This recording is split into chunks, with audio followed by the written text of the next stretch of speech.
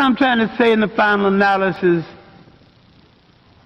once we take control of ourselves, we have to stop being imitators and be innovators. And realize we've got a continent 12 million square miles.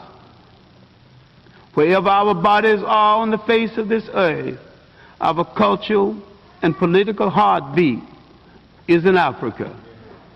Whether you ever go to Africa or not, that is your home, that is the home of your spirit, and that is the heart and meaning and definition of your commitment. And none of us, any place in the world, will be free until that continent is free. The Mossy Warrior Clan was created because myself and others like Brother Nahisi saw a need for a young African group to analyze information concerning the African phenomenon with no bias, with rigor, and with scholarship. We created the Mossy Warrior Clan for the purpose of being an expert research team, of being a team that produced products, a team that was capable of producing products for African people globally to dispel myths, rumors, and provide them with accurate scholarship.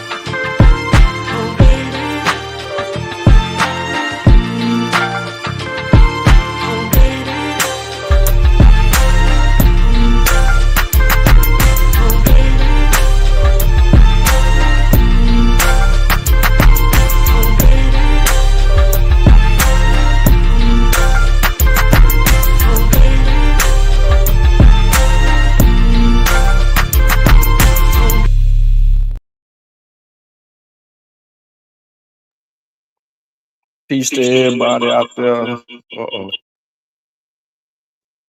How about now? How about now? How about now? There we go. No echo. Peace to everybody out there in the chat. Your boy Sean P in the place to be, man. Please like the show, share the show, tell a friend, we're live. We got the link pinned. We got the link pinned for anybody that wants smoke. So yeah, I'm back. Been on a little vacay. You know what I'm saying? Enjoyed the islands, Saint Martin, Saint Bart. Got it in a little bit. Been out there in the ocean in the Atlantic, you know what I'm saying? Getting brown skin, getting some melanin, you know what I'm saying? Getting that sunbathing. Yeah, no. Yeah, no. Getting some of that sunshine. Yeah, man. So I'm here. Man, hit that like button, man. Share the show. While I was vacationing, you know what I'm saying? There was a lot of noise about Fauci, man. There's a lot of noise about Fauci in the Senate hearing. And you got people saying it proved this, it proved that, yada, yada, yada, yada, yada. And then you had people that were frustrated because he pled the fifth. And really, this Senate hearing ain't no different than the Senate hearing he had when he was running the NIH. It ain't no different. The same group of imposters from the other side of the aisle making it a political move to try to sit here and rehash some shit on behalf of their dumbass, scientifically illiterate ass president. And then dumbass right wing propagandists. You know what I'm saying? That's how it went down. That's all it was. Same old poop. Excuse me, just a different toilet.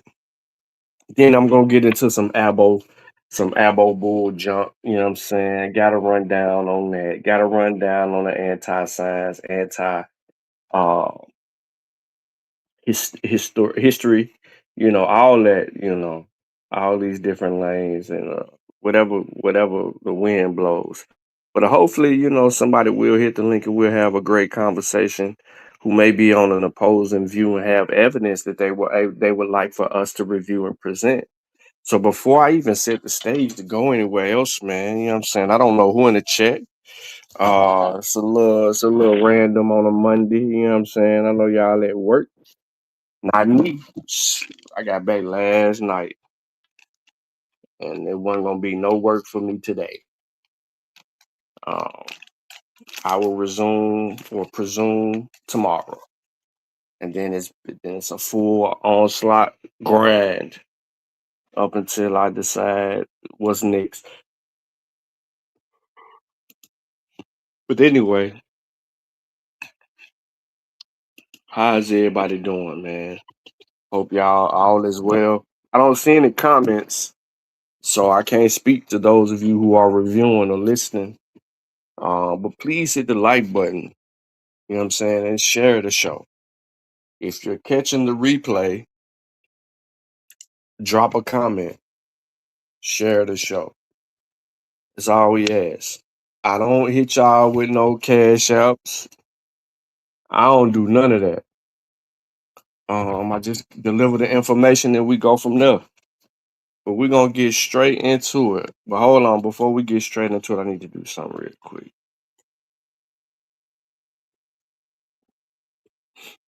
So we're gonna do a little overview exercise today. And then we're gonna get into something else that's gonna make a lot of sense. And you're gonna see where I'm going.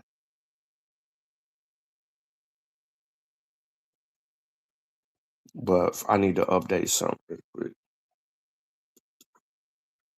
Oh yeah, shout out to all of our brothers, our cousins. I say that. Our cousins on the island, you know what I'm saying? Shout out to all our cousins on the island, man. Them peoples know who they is. Yeah, no. They don't say they come from somewhere else. They don't say they always been here. Or none of that bull jive. They rock the way they rock. The only problem is colonization is so thick on those islands. You know what I'm saying? You got one island and you got one side French, one side Dutch. And you see the colonization process. They even treat the white people like they're high and mighty. Just to be real, they treat them like that. The Dutch and the French, they treat them like that. Like they get out of the way, move them forward in lines, all kind of weird ass shit. Like for real. You know what I'm saying? It's crazy. It's crazy how it go. But man, I know a few people that hopped in here. Can y'all please hit the like button? What am I on? Let me edit something real quick.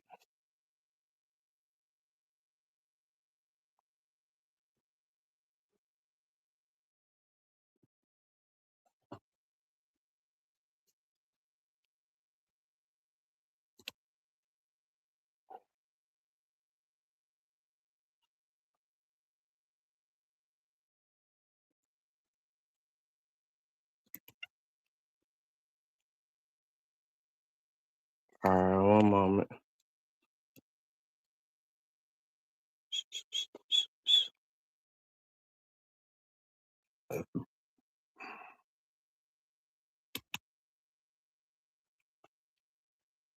On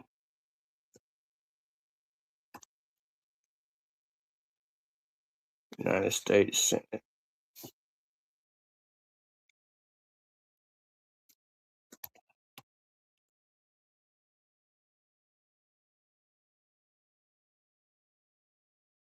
Boom.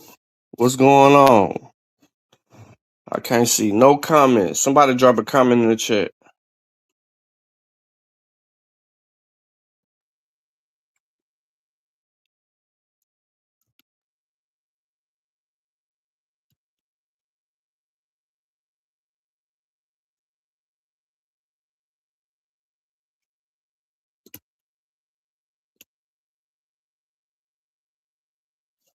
Well, they got pages out here talking shit about Fauci.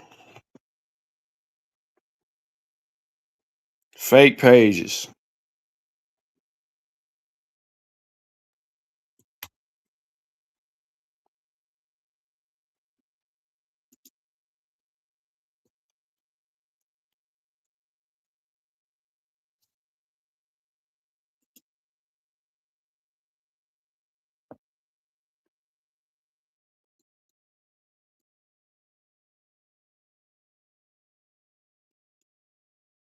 All right, there we go.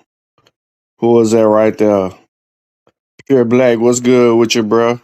And what's it? uh, all right, so let's get the overview going. Man. See, if I start talking about the elbows and shit, them motherfuckers would have rolled up real quick. I'm gonna talk about them though. You best believe. I'm about to bust at them. Because it was a study that came out the other day that I put on the Martian Warrior Clan community page, and that article talks about the origins of smallpox, how that shit arrived. Yeah, what up, Vyasa? I really didn't want to come out, man. Jehudi did this shit, man. So let me tell y'all why I'm even doing this shit. I was on Facebook yesterday, and Jehudi 2 days ago, Jehudi made a post. All the white people jumped on it on his MAGA post. Cool, let him jump on there. Then he did another post. Then Assad did a post, and then uh I seen Taka Kilimanjaro do a post. I saw M Cool, Saber M Cool, saw him do a post. I seen Donald do a post, and they were just, you know what I'm saying, they were bringing people out, and there's a lot of misinformation that's swirling this damn Senate hearing because Fauci played the fifth 100 times. Fauci's done with the United States government. He's done entertaining the political aspects of people playing games with people's health. He done with that shit. He answered all the questions. If he didn't answer all the questions, right?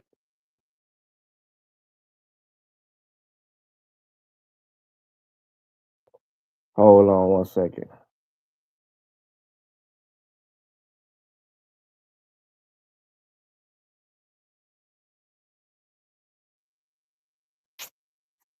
If you don't think that he done answering the questions, then you got a personal problem because there's over 100,000 scientific articles that have been written about this fucking pandemic,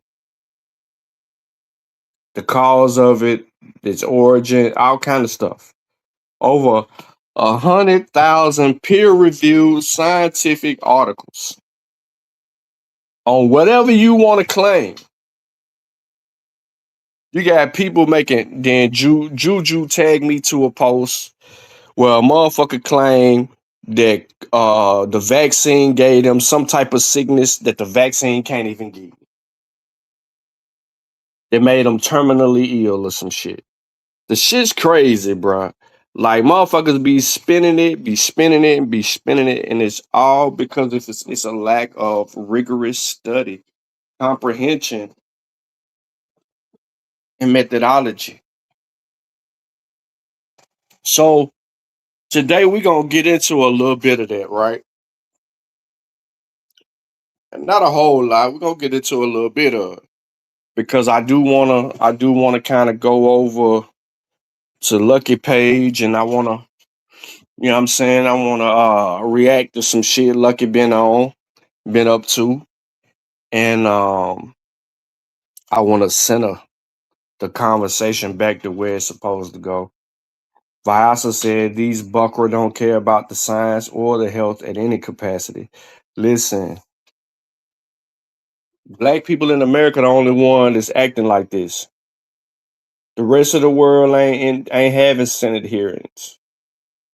They ain't trying to trump up some charges to appease a sector of a community of Europeans and small minority blacks in America because they're stupid enough to believe anything that people tell them. And then will debate with you online about what it is that they believe. And then when you ask them for the evidence, then there is none. Just go look at your Twitter page. Bruh said you need to go detox the vaccine. Well, what SARS-CoV-2 taught me is once you train the immune system to recognize a foreign pathogen, there is no way to detox a vaccine and untrain the immune system. That don't even make motherfucking sense. That shows me that we have come so far to be this slow that people don't even know how the immune system works. They don't know how they're gaining immunity against foreign pathogens that are attacking us, attacking our bodies every day. We travel the world, we go different places. Viruses are everywhere. Pathogens travel on planes and boats, ladies and gentlemen. They travel on planes and boats. Your body is fighting all of these things that it can't see.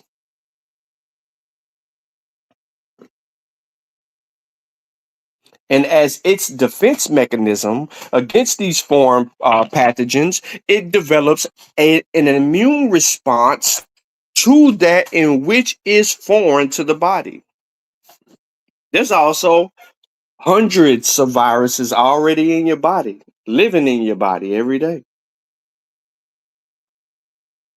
and that help you be able to maintain and live your life.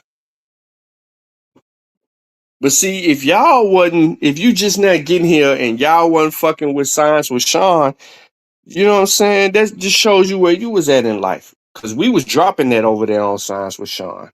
We was coming up with all of the, with all the studies and going through the studies and looking what the experts were debating about, correcting and projecting. We were dealing with a lot of that stuff. We don't know everything, but we know enough to understand how viruses behave and work and how they mutate and adapt in certain atmospheres. and how significant those mutations and adaptations are.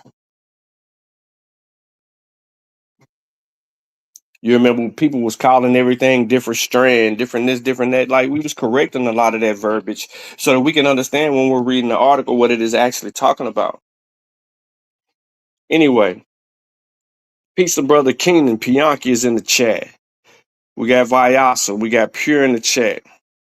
I don't know who else is tapped in and listening, but peace to whoever's tapped in and listening to the sound of my voice right now.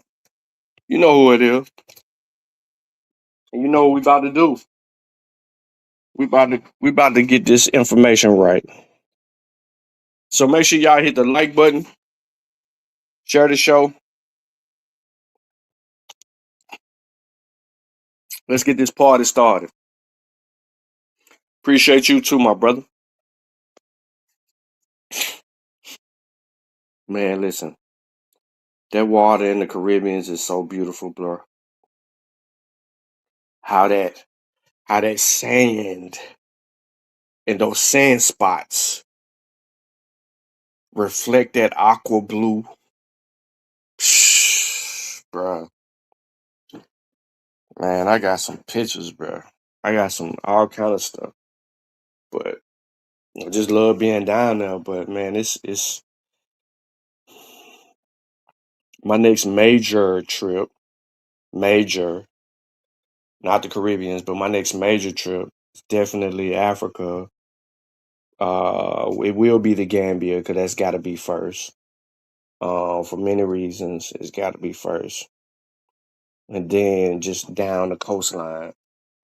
But I got to set that up to where it's like a 10-day situation for me. Yeah, nice little 10-day. I can cram a few things into that. But anyway, glad to have you all here. I don't know if the link is pinned. It should be. And I'm open to have a conversation with anybody about the Senate hearing. But before we do that, we need to do a slight overview. Shout out to Google, because a lot of the stuff that the overview provides, we've already compiled since 2020, 2019 in regards to SARS-CoV-2. Shout out to the World Health Organization and the information provided by the World Health Organization and more to be able to help us out. We're going to come back to that which I had on the screen. So the first thing I wanted to do is damn, hold up, let me get it off. Share this tab. There we go. First thing that I wanted to do was get here. Let's get here.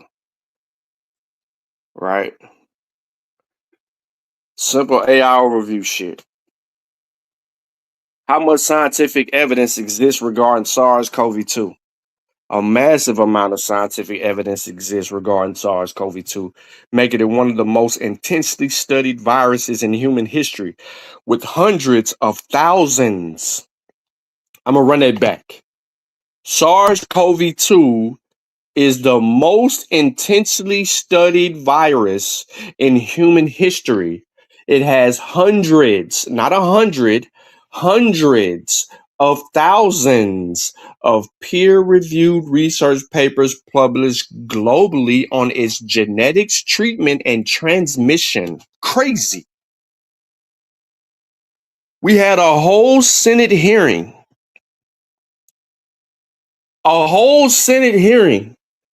Which these people are receiving the same information that we have access to, because they opened the access during the pandemic for all of this shit. They wanted to be crystal clear about what was happening in real time and not the people wait, because this has never happened in our time. And it was the most studied virus in human history. Millions of viral genome sequences have been analyzed and shared globally through a database like GSED, tracking how the virus mutates in real time. Thousands of large-scale clinical trials have tested various treatments, antiviral drugs, and vaccines across diverse human populations.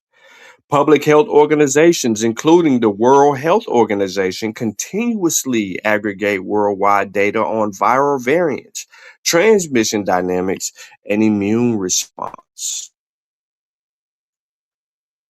So, how many scientific articles was written about SARS-CoV-2? Let's be more specific.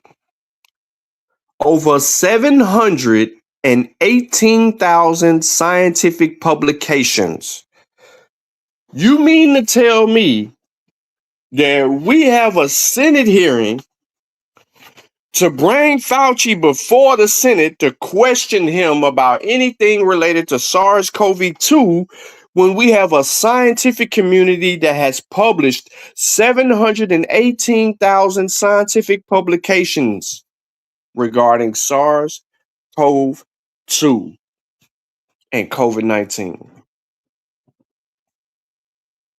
According to comprehensive bibliometric data, the explosive output represents one of the sharpest concentrations of scientific workforce attention on a single topic in human history.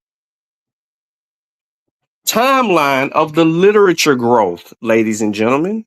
We ain't gonna play no games. We're gonna get to it. The first 6 months, which was early 2020, 23,000 unique papers were published by June of 2020 as researchers rushed to understand the virus. The first full year, it grew to 87,000 papers, showcasing unprecedented global redirection of scientific focus. In year 3, in 2022, there were 508,000 research papers, making roughly 3.7% of all, English language peer-reviewed literature during that period. Currently, the estimates are, as of the Journal of Clinical Epidemiology, the total grew to 718,660 related publications, which combined for over 10 million citations. But we had a Senate hearing with over 718,000 articles available to us in this time, and we call Fauci forth. For what?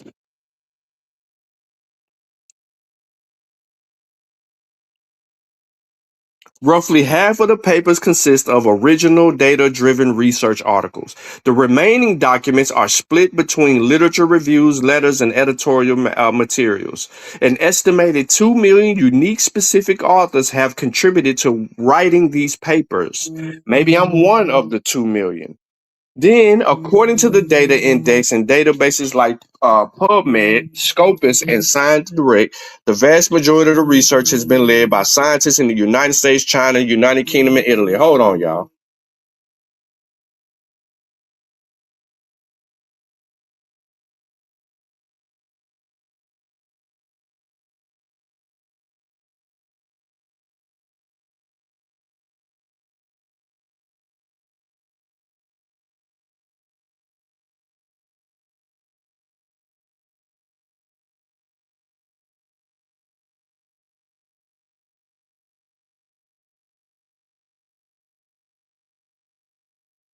All right, I'm back.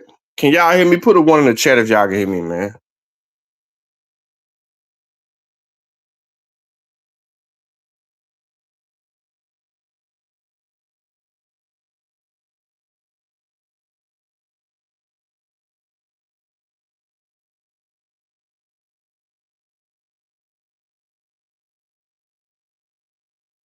Man, calm my motherfucking socks, bro. All right, what up, Chavy? So, are mRNA vaccines dangerous and harm? mRNA vaccines are not considered dangerous for the vast majority of people, and global scientific consensus confirms that their benefits heavily outweigh their potential risk. While they can cause short-term side effects and carry a very small risk of rare, serious complications, extensive tracking of billions of doses shows they do not cause widespread or long-term harm. We got the data. The most frequent effects are mild, appear within the first day or two, and the signs of the body are building an immune response. So, dude wants you, if you took this vaccine and you got sick for 1 or 2 days and your body built an immune response, dude said to reverse all of this, you need to detox. Anyway, so you may have soreness at the injection site, which is rare. Fatigue and headaches is rare for some people. It's common in others. Fatigue and headaches, low grade fever or chills, muscle or joint aches. That is your body reacting to a foreign pathogen and training itself to protect against the foreign pathogen.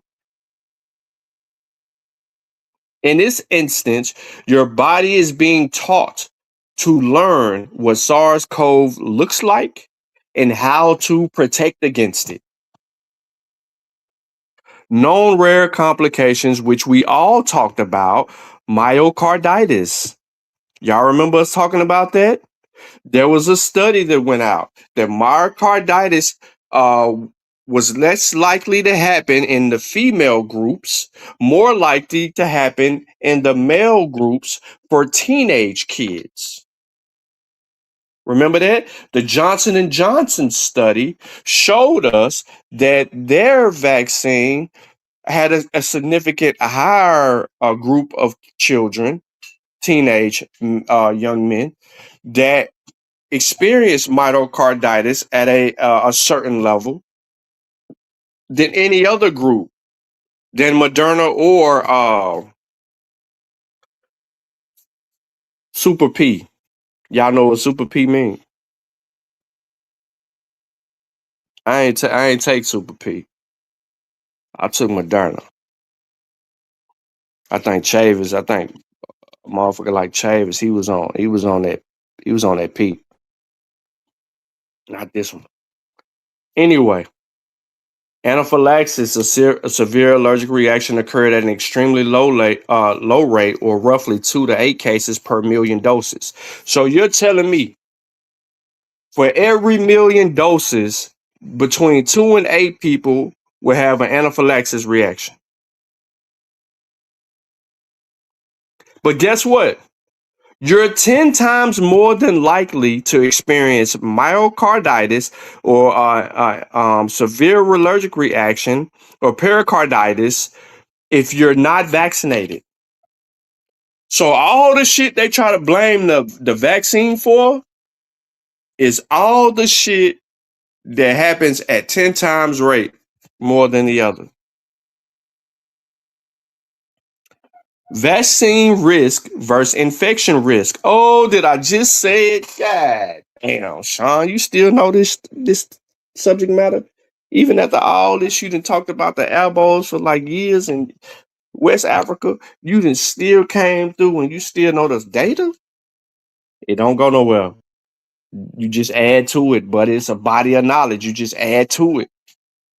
When determining safety, scientists compare the risk of vaccines against the risk of getting infected with the actual virus. Heart inflammation. The risk of developing myocarditis is 7 to 42 times higher from a COVID infection than from getting an mRNA vaccine. Severe outcomes. A COVID-19 infection carries a significantly higher risk of causing blood clot, strokes, long-term organ damage, long COVID, and death.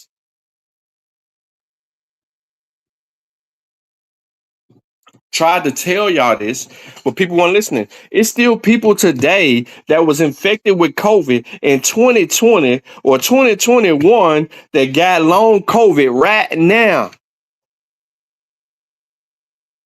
Mortality reduction. Large-scale population studies show that vaccinated individuals have significantly lower risk of all-cause mortality and severe illness compared to unvaccinated individuals. When the vaccines rolled out, ladies and gentlemen, and we're going to see that later because I made sure that we brought this up, is that the amount of deaths in the very onslaught in America, I mean, I'm only speaking America specifically because there's over 7 million worldwide. But in America, right, there was so many several hundred thousands of deaths before the vaccine rolled out. When the vaccine rolled out, the deaths started slowing down.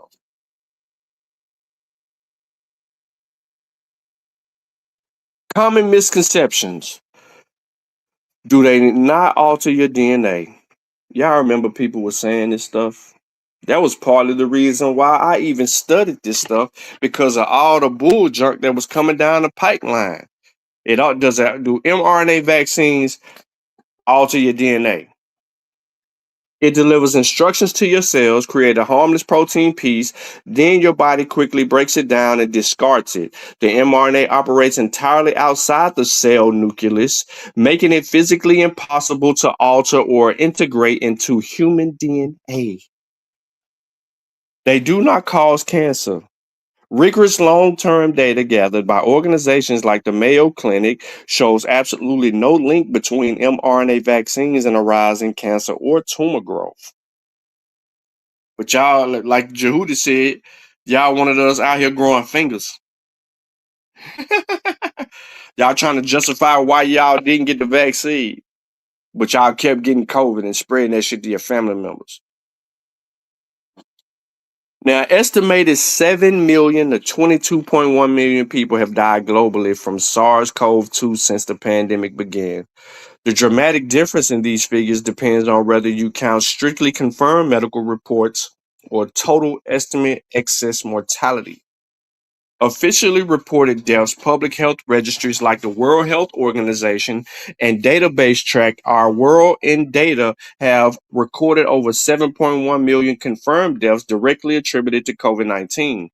Excess mortality estimates, because many regions lack robust testing or face reporting delays. The WHO released data demonstrating that the pandemic was linked to an estimated 22 million global excess deaths. This metric captures the true toll by measuring all-cause mortality above what would be expected under normal historical conditions. According to the Global Health Tracking, the hardest hit regions by the sheer numbers of confirmed deaths include the Americas, led by the United States, led by the United States, led by the United Dumbass States, with over 1.2 million confirmed deaths. Process that. With all the knowledge, with all the technology, with all the scientists we had before this motherfucker dismantled the scientific community at the wink of a stroke of a pen. All this research that was done during the Obama administration leading up to trying to prevent fucking pandemics because there was research and scientist teams that was out in these fields that were looking for this shit, trying to stop the next pandemic. Did y'all know that? If you forgot about it, I'm going to bring it back to the forefront of your mind. We did a whole show.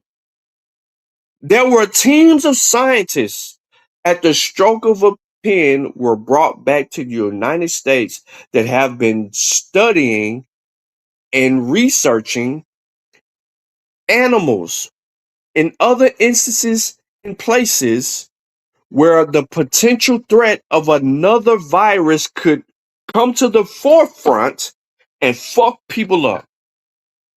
Excuse my Spanish. And mess people up. Your boy Trump said, nah, we ain't doing that. Sign off on that. Repeal that research work that has been going on for 10 years. At the stroke of a pen, cancel that research. Boom. Lo and behold, not even a few years after the stroke of a pen or whenever the cancellation actually was, because I don't remember the date. Soon as that transpired, a little on down the line, all hell breaks loose. And out of all the countries in the world, the United States led with the most deaths.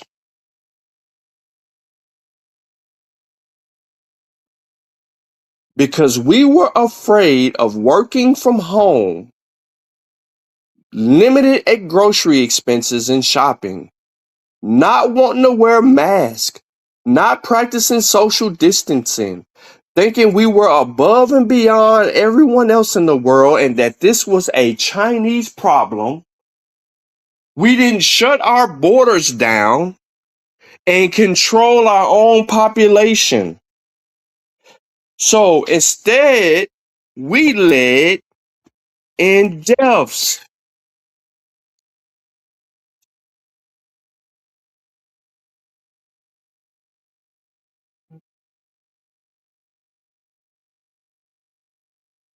Shut up, Mika.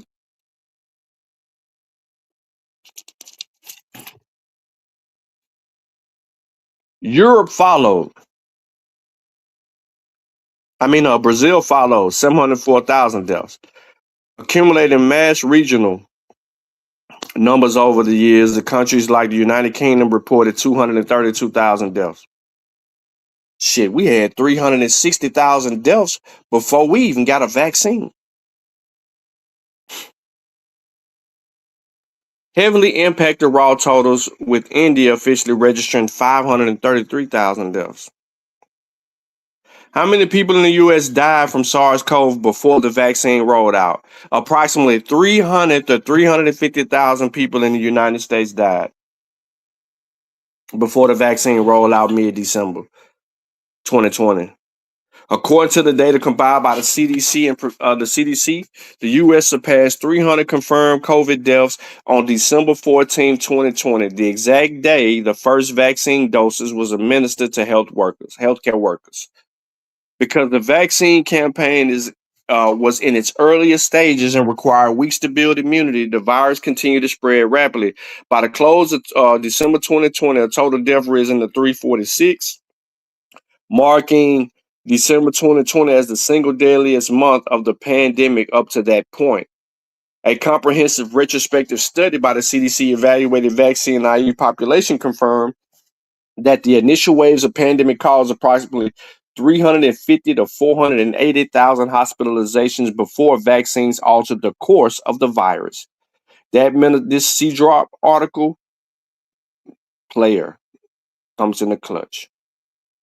Before vaccines were introduced to lower the severity of infection, medical outcomes, or hospitalizations, individuals were considerably worse. ICU mortality, the CDC reveals 44% of all patients admitted to the ICU for COVID-19 in the pre-vaccine era passed away. 44% of patients admitted to ICU died. Every last one of these people wish people had a vaccine. Hospital mortality. Remember, it was one dude that died. Said he wasn't.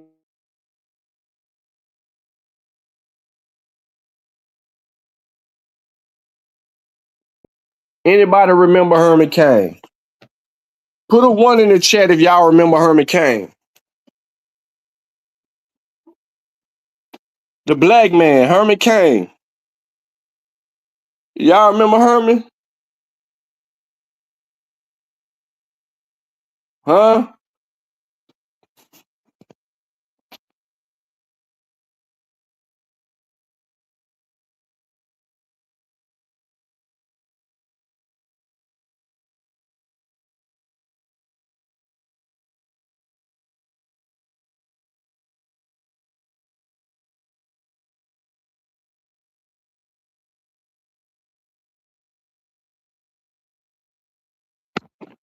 Herman Cain did a tweet July 1st, 2020 about a rally that Trump was going to be there.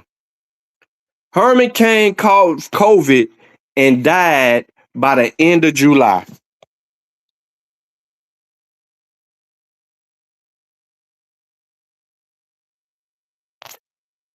July 30th, 2020, Herman Cain dies. Herman Cain died from COVID, SARS-CoV-2. The same man that said, don't wear a mask, not gonna need no mask, you don't need no vaccine, we fed up, Trump gonna be at the rally, his black ass thought fat meat was greasy, said all that shit on January 1st, died January 30th from COVID.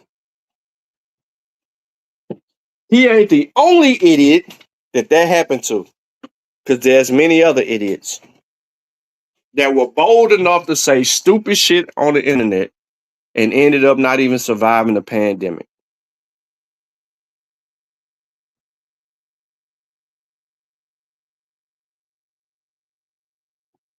Then we got Juke Joint 523 Jordan 6, who says his brother died a week after he took the vaccine. That's a motherfucking lie. The vaccines wasn't causing no blood clots. If your brother had COVID before he got the vaccine, that's the likelihood of something like that. There's no mRNA vaccines that causes blood clots. You saying your brother took a vaccine and it caused blood clots and he stroked out? That's not the vaccine, my brother. You have no scientific articles written about vaccines causing any of that. The ones closest to myocarditis, like I said before, was Johnson and Johnson. You would then have to see if your brother even took Johnson and Johnson in its earlier stages or whatever the case may be. But to solely blame a vaccine on blood clots is not what vaccines do. Wrong department. Your brother had something else going on, and you probably didn't even bother to check to see the report because they do an autopsy.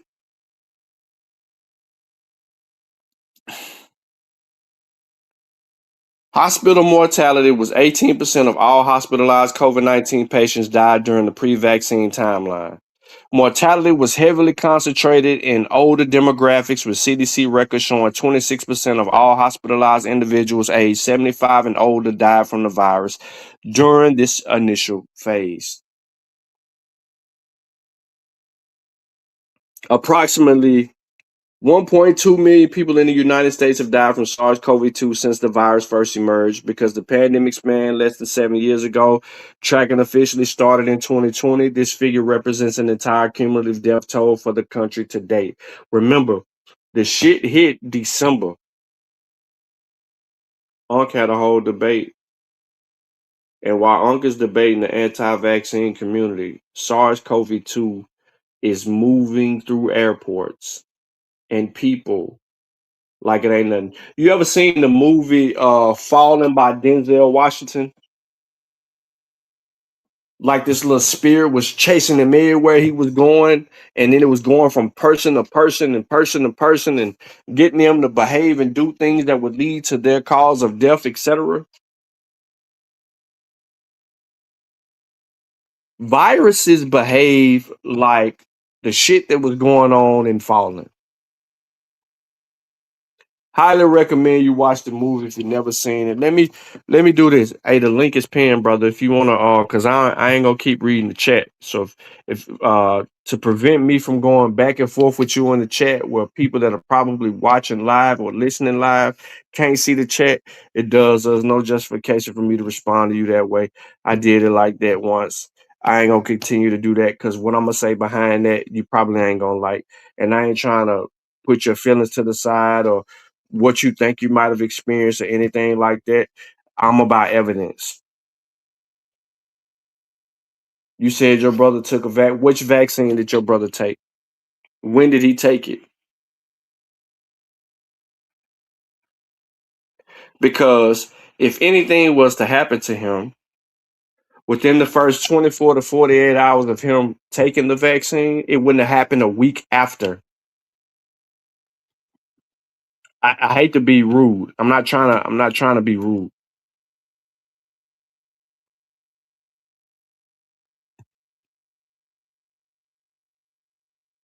You said he died a week after? No, he would have died within the first 48. It wouldn't have made it no week.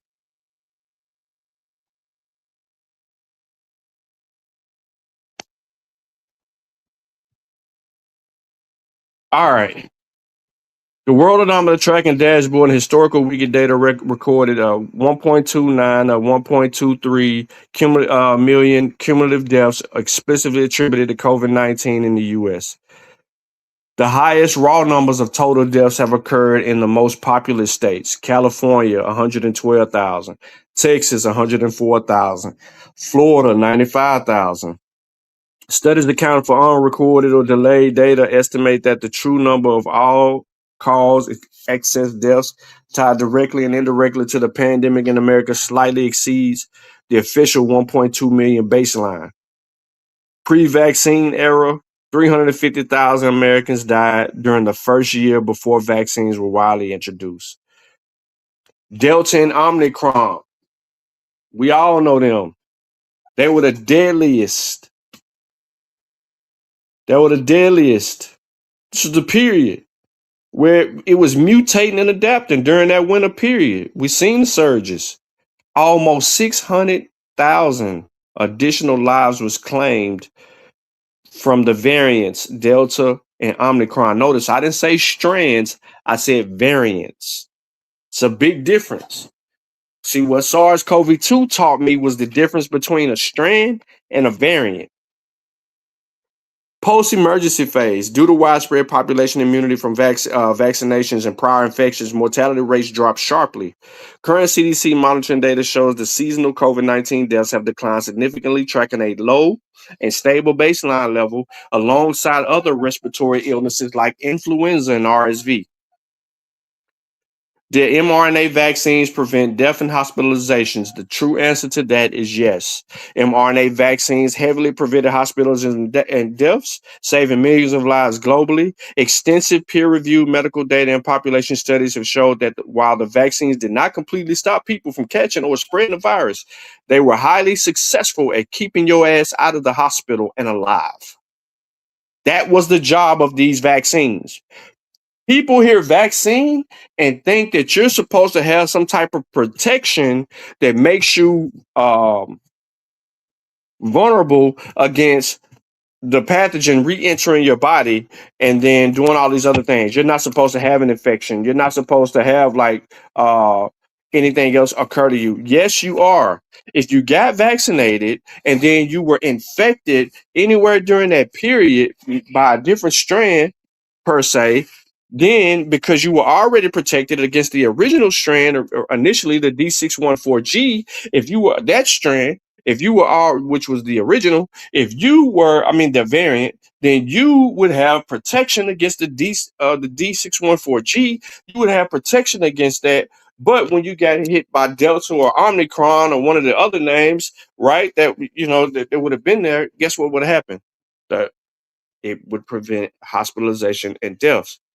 But it would also, if you have symptoms or something like that, or get, like a breakthrough infection, it would limit the type of trauma that it would cause on a person that was unvaccinated. So millions of lives were saved. We know this. A landmark mathematical modeling study published in the Lancet Infectious Disease estimated that COVID-19 vaccines prevented 14 to 19 million deaths worldwide during the first year of the rollout alone. Research for the Commonwealth Fund from the U.S. vaccine program prevented 3.2 million deaths and more than 18.5 million hospitalizations by the end of 2022. It also saved the U.S. healthcare system an estimated 1.15 trillion in medical costs. Death rate drops. Large-scale population data compiled for the CDC control and prevention showed that during peak pandemic waves, unvaccinated people were up to 14 times more likely to die from COVID compared to those who received the primary mRNA series and booster. Real-world data published by the BMJ, which was a British medical journal, consistently demonstrated that mRNA vaccines maintain roughly 85 to 95% effectiveness against severe illness and hospitalization during the initial Alpha and Delta variant waves. Remember, people, y'all thinking that you're going to get a vaccine is supposed to be 100% protection from infection, hospitalization, deaths, and all this old crazy ass other stuff. That's not vaccines. Why? Because viruses mutate and adapt, which means if you're not up to date on any of your shots, for all the flu people, if you get a flu vaccine, you got to get one every year during the flu seasons because those strands change. If you don't get vaccinated and you've been vaccinated every other year, watch your ass catch the flu.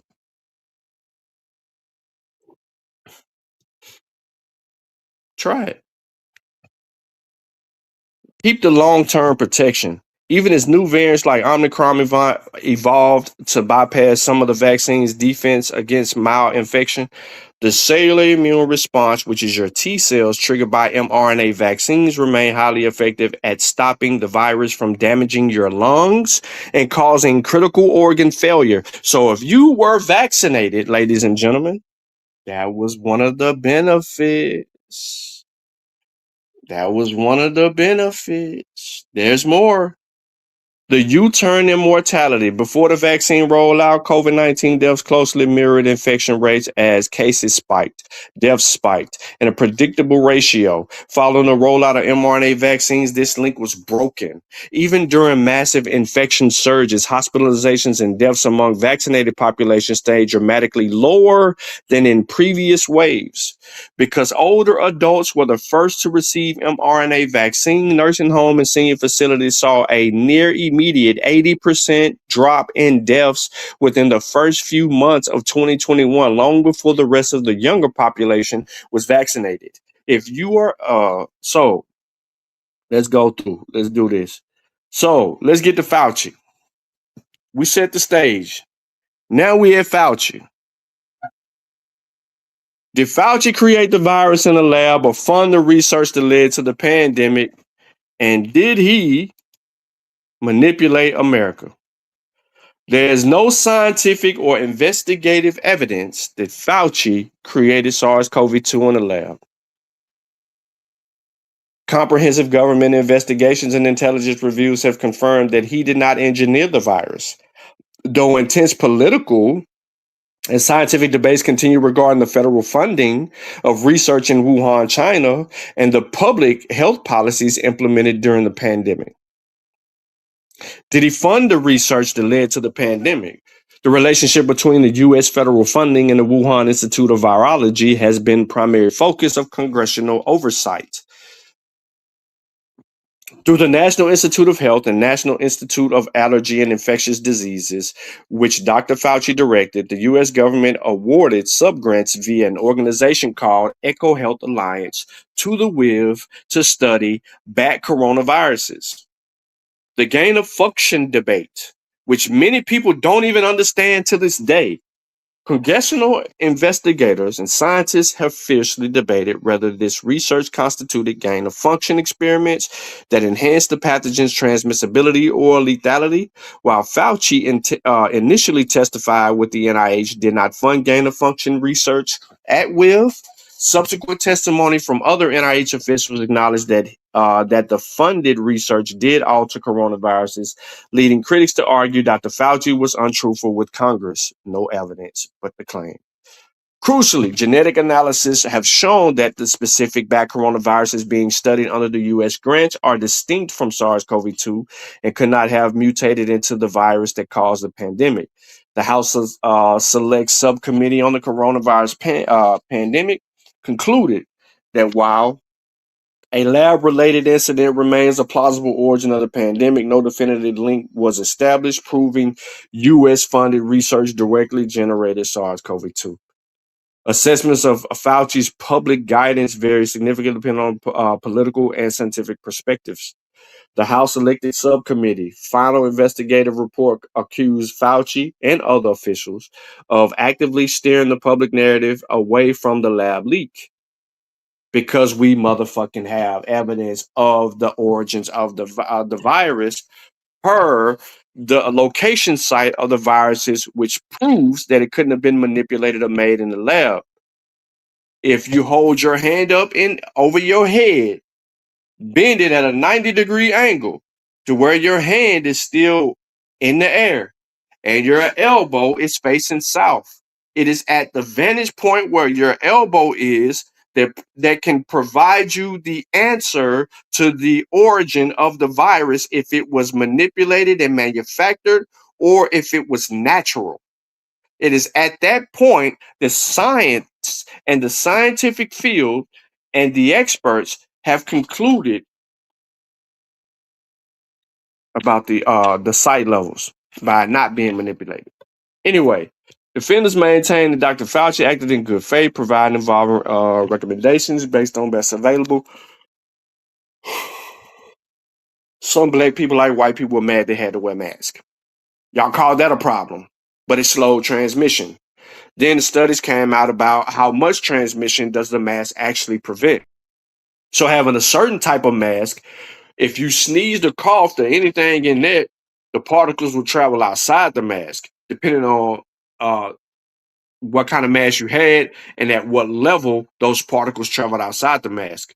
So they knew the effective mask were the N95 masks. The N95 masks, more expensive, were more of a priority in other places. That mask did a wonderful job at preventing the spread of those particles into the natural air. Then tests came out with how far do your particles travel when you cough in an open area and you have a mask on. So they had this 6 feet radius thing. This is where social distancing comes in.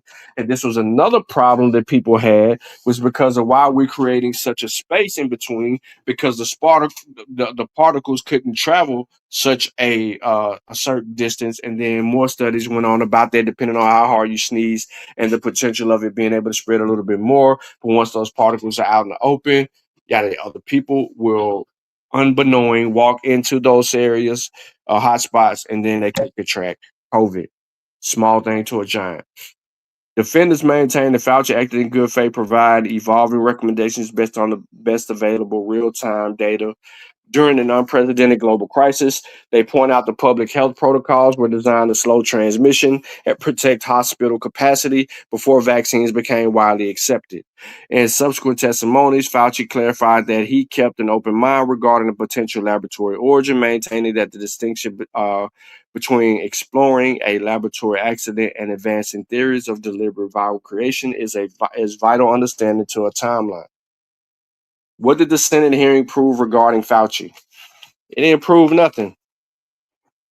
The 2026 hearing did not legally prove any wrongdoing or cover up. Fauci invoked the Fifth Amendment right and declined to answer questions over 100 times.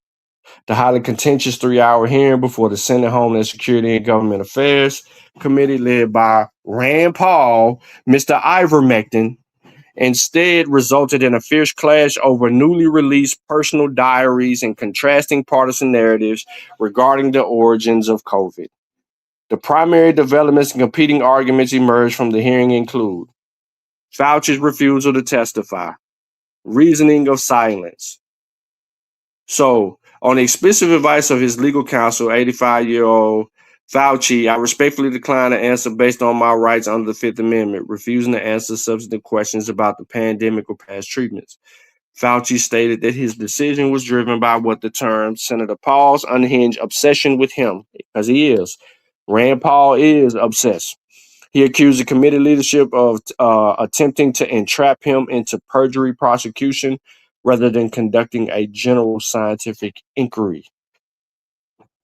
Days before the hearing, Paul released 1,100-page Dr. Fauci typewritten personal diary spanning from 2019 to 22, which Republicans used to challenge his prior public assertions. The Republican argument, told you they made it political. The committee of Republicans argued that the diary entries proved Fauci intentionally misled the public. They highlighted an entry from Journal 20 January 26, 2020, where Fauci privately noted that early data suggested the first infections were not connected to Wuhan wet market, arguing this contradicted the immediate public push focusing purely on natural animal spillover. They also pointed to entries showing that he privately entertained early warning from scientists that a lab leak or human engineering was possible. Democrats and defenders argue that the diaries prove no such deception, because it doesn't. We read the diaries long ago. Instead, they argued the text accurately captured the rapidly evolving nature of a novel virus outbreak, demonstrating a scientist processing shifting data in real time and during a public global emergency. Allegations. Official records. Lawmakers pressed Fauci on whether he ever used a private email accounts to conduct official business or instructed staff to delete public records to evade congressional oversight. This line of questioning followed the indictment of his former senior advisor, Dr. David Morens, who accused of skirting federal record-keeping laws. Because Fauci pleaded the fifth to these questions, no new admission or evidence were entered into the record. The hearing did not settle the debate over or uncover definitive proof regarding the origins of SARS-CoV-2 following the standoff.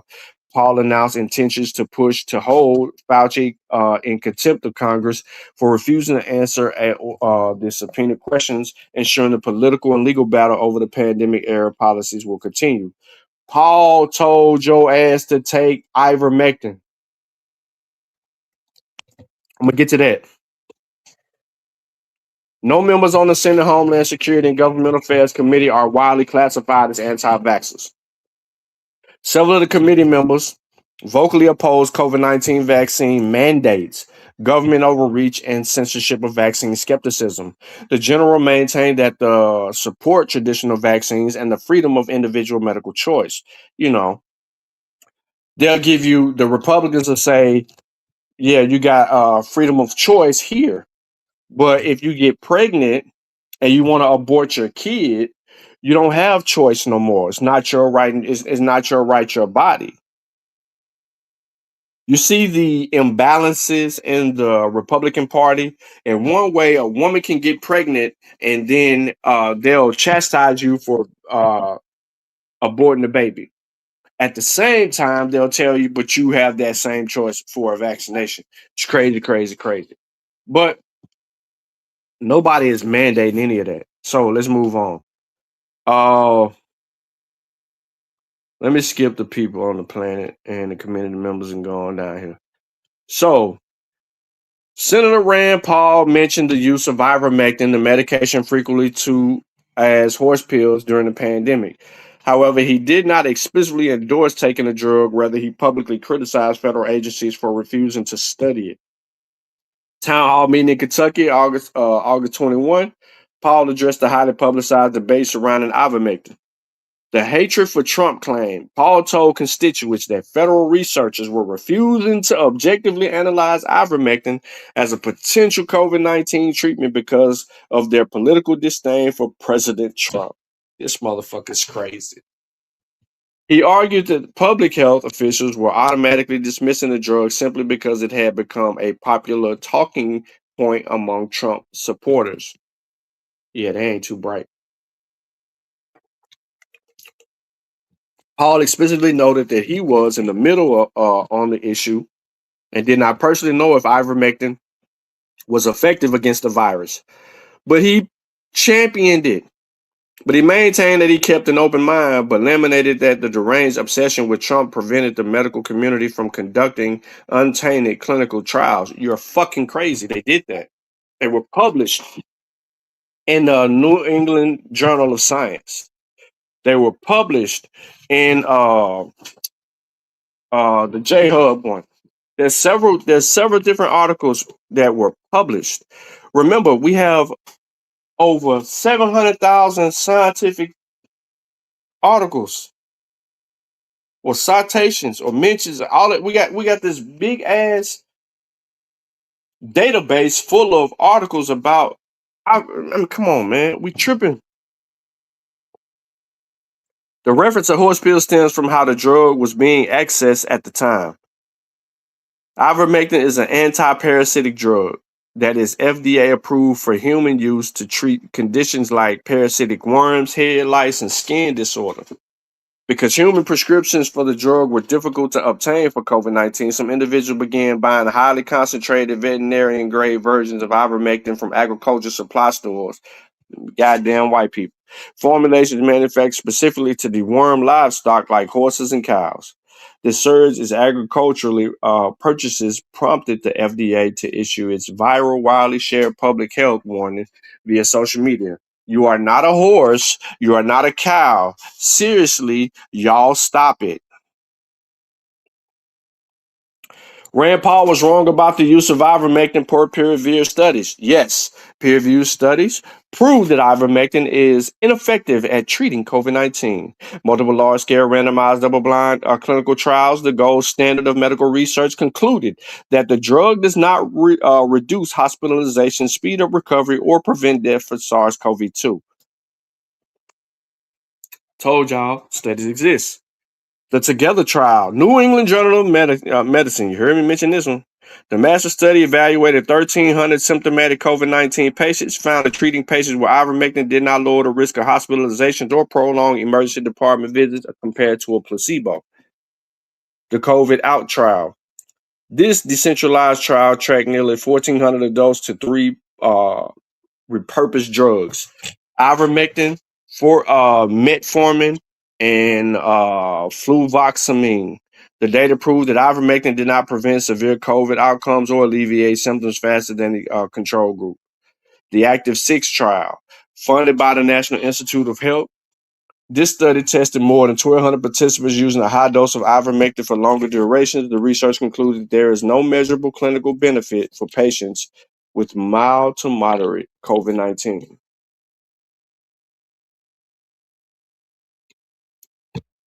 So, y'all saw me show this earlier. This is an unclassified article from the Director of National Intelligence. I ain't gonna read it, but I made it available for you in the description.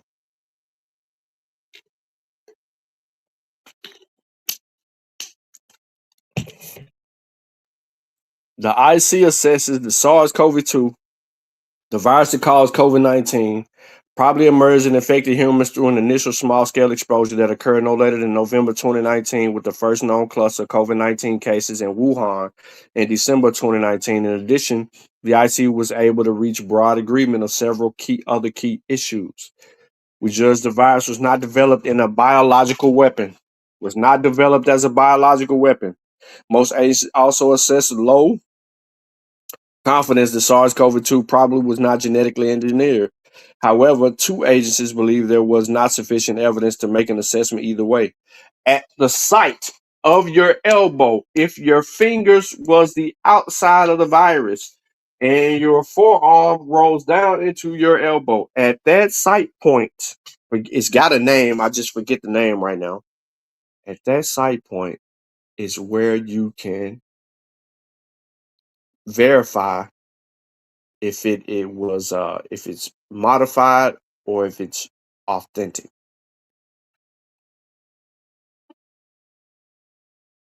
Finally, the IC assessed that China's official did not have foreknowledge of the virus before the initial outbreak of COVID-19. I'm not gonna read all of it, just giving you that business.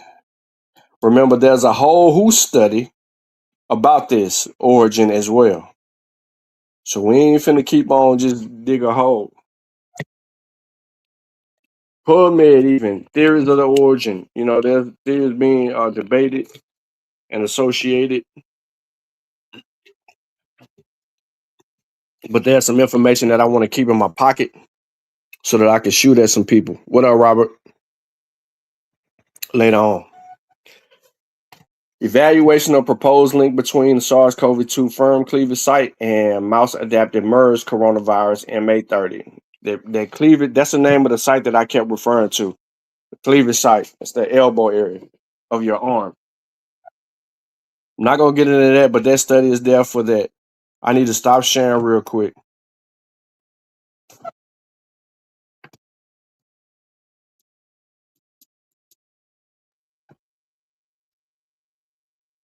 Need to bring us up, player.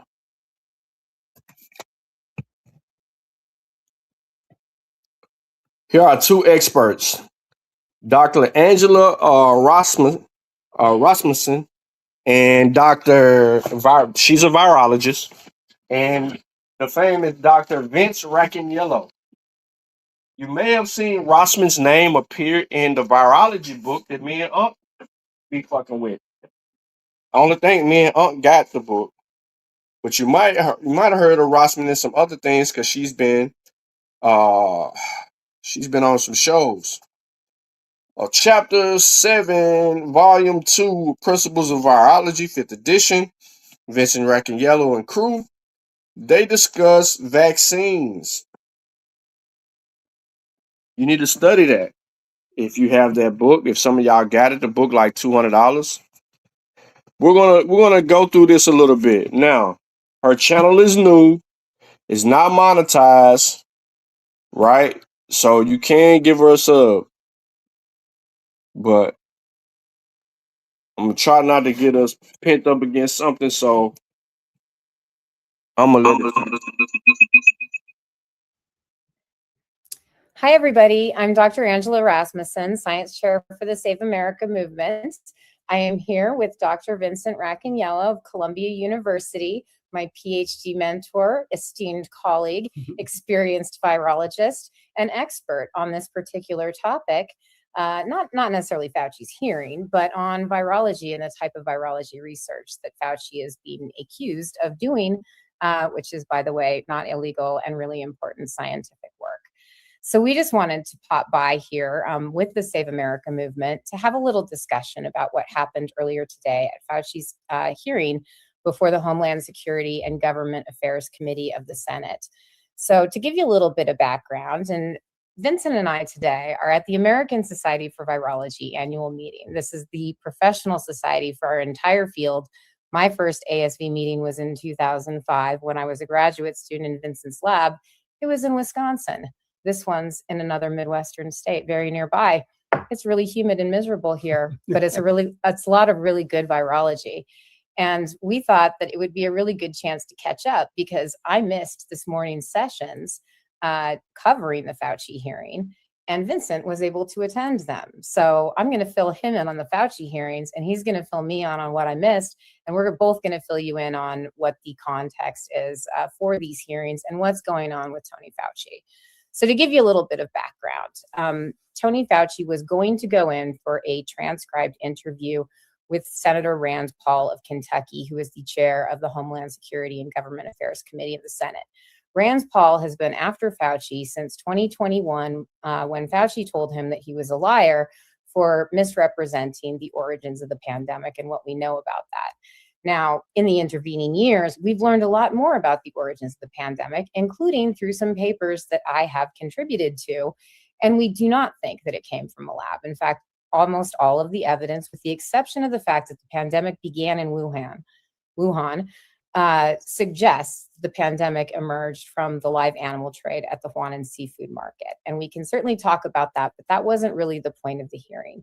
The point of the hearing was for Rand Paul to go ahead and continue the fiction that it was in fact a lab leak and that Tony Fauci funded the lab in China that made this through a subaward on an R01 NIH grant, which is a type of grant that NIH issues to people in the US and in foreign countries, or at least used to. They don't anymore to the foreign countries. And not very many in the US either these days.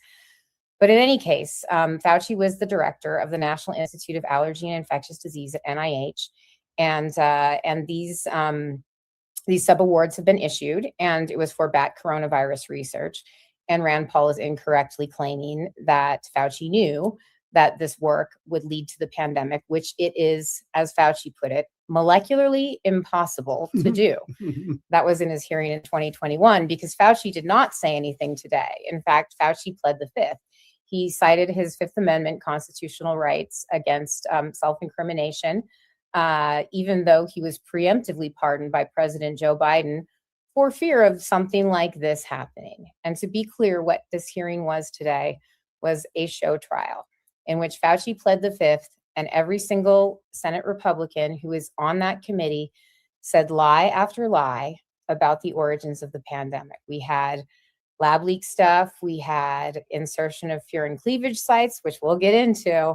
We had anti-vax stuff. We had Fauci as a malignant narcissist. We had all kinds of accusations, none of which actually suggest any kind of criminal activity. So I just wanted to fill Vincent here in on what happened and also make everybody else aware of what this was about, because Tony Fauci is a 40-year career public servant who is now basically being prosecuted, or at least they're trying to, for being a 40-year career public servant and doing incredible research, funding research all over the world that has saved millions of lives. Probably worth pointing out that there are 1,600 people at this meeting. Mm-hmm. And if you ask them, probably all of them would agree that this pandemic originated in nature. Yes. So it's not just us that's saying this. No. And this is really a good point because, Vincent also has a podcast. He does a lot of media for being a 40-year career public servant and doing incredible research, funding research all over the world that has saved millions of lives. Probably worth pointing out that there are 1,600 people at this meeting. Mm-hmm. And if you ask them, probably all of them would agree that this pandemic originated in nature. Yes. So it's not just us that's saying this. No. And this is really a good point because, Vincent also has a podcast. He does a lot of media work and he talks to a lot of other people all about virology.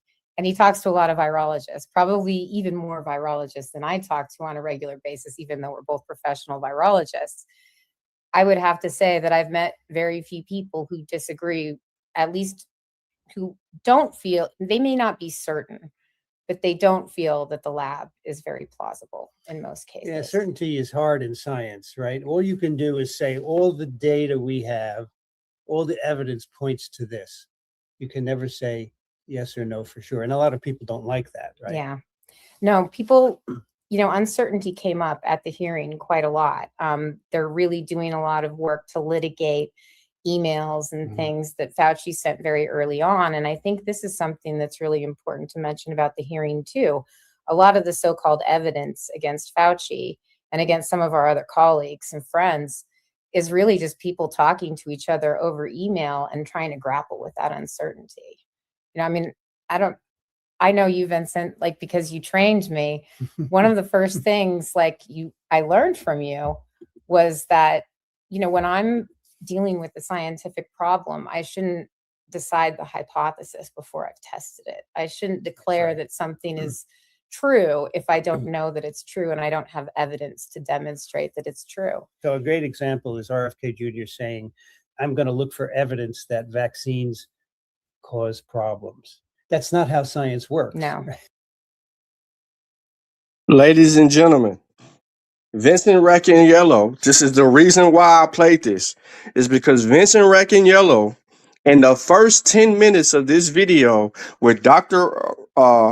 Rasmussen, immediately tells you what is the problem with people and addresses it. I'm going to go back because I think y'all missed a point here. If Chavis was in the chat, he would be jealous because he didn't find this, or he would be jealous because he didn't send this to me in the chat and be like, look what your boy did. You know what I'm saying? We'd be doing that to each other.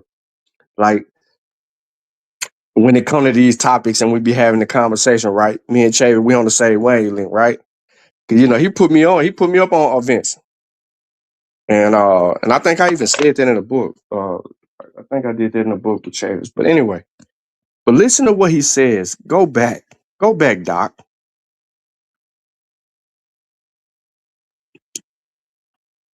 Let's hear it over, and I'm gonna let it ride.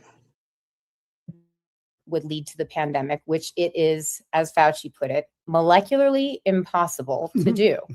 That was in his hearing in 2021 because Fauci did not say anything today. In fact, Fauci pled the fifth. He cited his Fifth Amendment constitutional rights against self-incrimination, even though he was preemptively pardoned by President Joe Biden for fear of something like this happening. And to be clear, what this hearing was today was a show trial in which Fauci pled the fifth And every single Senate Republican who was on that committee said lie after lie about the origins of the pandemic. We had lab leak stuff. We had insertion of fear and cleavage sites, which we'll get into. We had anti-vax stuff. We had Fauci as a malignant narcissist. We had all kinds of accusations, none of which actually suggest any kind of criminal activity. So I just wanted to fill Vincent here in on what happened and also make everybody else aware of what this was about, because Tony Fauci is a 40-year career public servant who is now basically being prosecuted, or at least they're trying to, for being a 40-year career public servant and doing incredible research, funding research all over the world that has saved millions of lives. Probably worth pointing out that there are 1,600 people at this meeting. Mm-hmm. And if you ask them, probably all of them would agree that this pandemic originated in nature. Yes.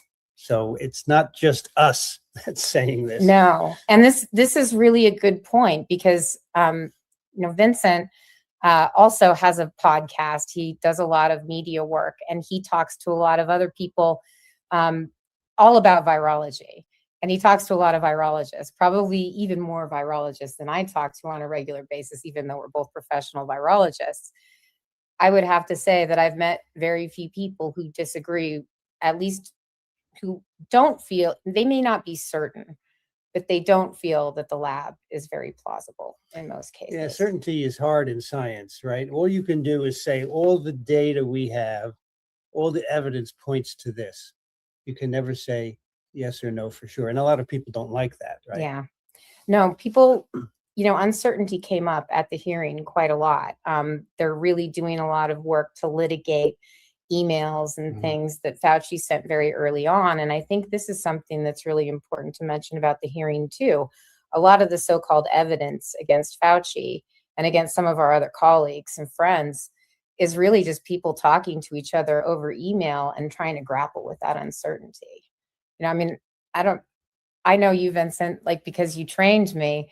One of the first things I learned from you was that, when I'm dealing with the scientific problem, I shouldn't decide the hypothesis before I've tested it. I shouldn't declare that something is true if I don't know that it's true and I don't have, was that, when I'm dealing with the scientific problem, I shouldn't decide the hypothesis before I've tested it. I shouldn't declare that something is true if I don't know that it's true and I don't have evidence to demonstrate that it's true. So was that, when I'm dealing with the scientific problem, I shouldn't decide the hypothesis before I've tested it. I shouldn't declare that something is true if I don't know that it's true and I don't have evidence to demonstrate that it's true. So one of the first things I learned from you was that, when I'm dealing with the scientific problem, I shouldn't decide the hypothesis before I've tested it. I shouldn't declare that something is true if I don't know that it's true and I don't have evidence to demonstrate that it's true. So a great example is RFK Jr. saying, I'm going to look for evidence that vaccines cause problems. That's not how science works. No. What you say is, let's look at the record of vaccines and see what we find. Exactly. So that came up a lot too today, vaccine safety. Senator Ron Johnson from Wisconsin, who is a big time anti-vaccine activist, said about what he called the experimental gene therapy shots, that there are all these vaccine safety signals in a database called VAERS that is operated by the CDC, which, by the way, Tony Fauci was not part of the CDC. But he claims that Tony Fauci ignored a lot of safety signals about the mRNA vaccines that had been submitted to VAERS. Now, VAERS is a self-reported database. It's not verifiable. And I think a lot of this is that people don't really understand that scientists, as you said, will look at the entire body of evidence before deciding something. So if you do get a signal in VAERS, and I know about this because I'm also the co-editor-in-chief of the journal Vaccine, you get a safety signal in VAERS, the CDC and their experts and experts on the Advisory Committee for Immunization Practices will do a deep dive to see if there's anything to that. And they will do that by, as you said, looking at the data in an objective and unbiased way to see if the numbers actually add up to what people are seeing. And of course, there have been signals in VAERS. So the rotavirus vaccine many years ago generated a signal which led to it being removed. That's right. And fixed. But there are a lot of things there that just don't mean anything. So you could get a COVID vaccine and a month later die. It doesn't mean they're connected. Correct. But if there are enough of those, you investigate them. And in fact, the CDC does that. Get a COVID vaccine and a month later die, it doesn't mean they're connected. Correct. But if there are enough of those, you investigate them. And in fact, the CDC does that. And then they don't come up with anything. Right. So people are misled about the VAERS database and its usefulness. It just tells you maybe there's something and we need to investigate it. But on its own, it's not meaningful. It's not meaningful, and it also has nothing to do with the origins of the pandemic, and neither do the vaccines. This is another thing that just really drives me crazy. The big accusation scientifically against Fauci and the WIV, the Wuhan Institute of Virology, is that they were doing what is called gain-of-function research, or in other words, juicing up viruses so that they're more transmissible or pathogenic in people. And the standard at the time was that it has to be in people. You know, anything can be a gain of function if it gains function. You can put green fluorescent protein into a bacteria and it turns green, and now that's a gain of function. But the gain of function research that they're talking about here is so-called dangerous gain of function research, which is virology research that changes things. So they said that they took a bat coronavirus, stuck in a spike from another bat coronavirus. The backbone was, Rand Paul said it was SARS.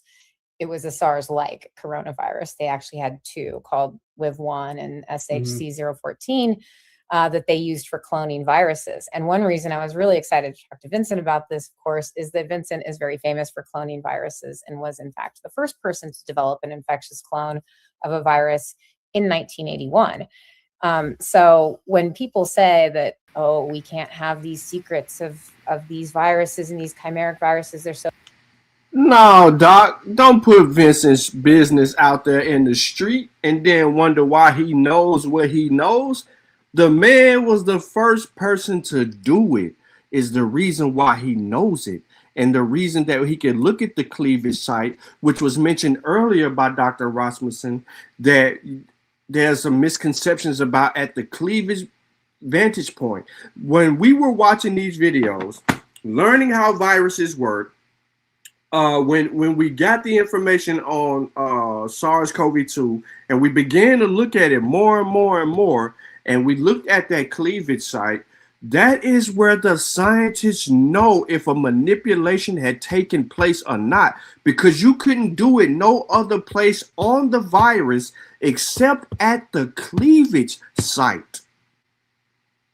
And the naturalization and the continuity at the cleavage site from strand to strand to strand to strand that this thing mutated and adapted was the ding, ding, ding, ding point. Real fucking research.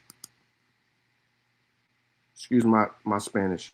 That changes things. So they said that they took a bat coronavirus, stuck in a spike from another bat coronavirus. The backbone was, Rand Paul said it was SARS. It was a SARS-like coronavirus. They actually had two called WIV1 and SHC014 that they used for cloning viruses. And one reason I was really excited to talk to Vincent about this, of course, is that Vincent is very famous for cloning viruses and was, in fact, the first person to develop an infectious clone of a virus in 1981. So when people say that, oh, we can't have these secrets of these viruses and these chimeric viruses, they're so bad getting out.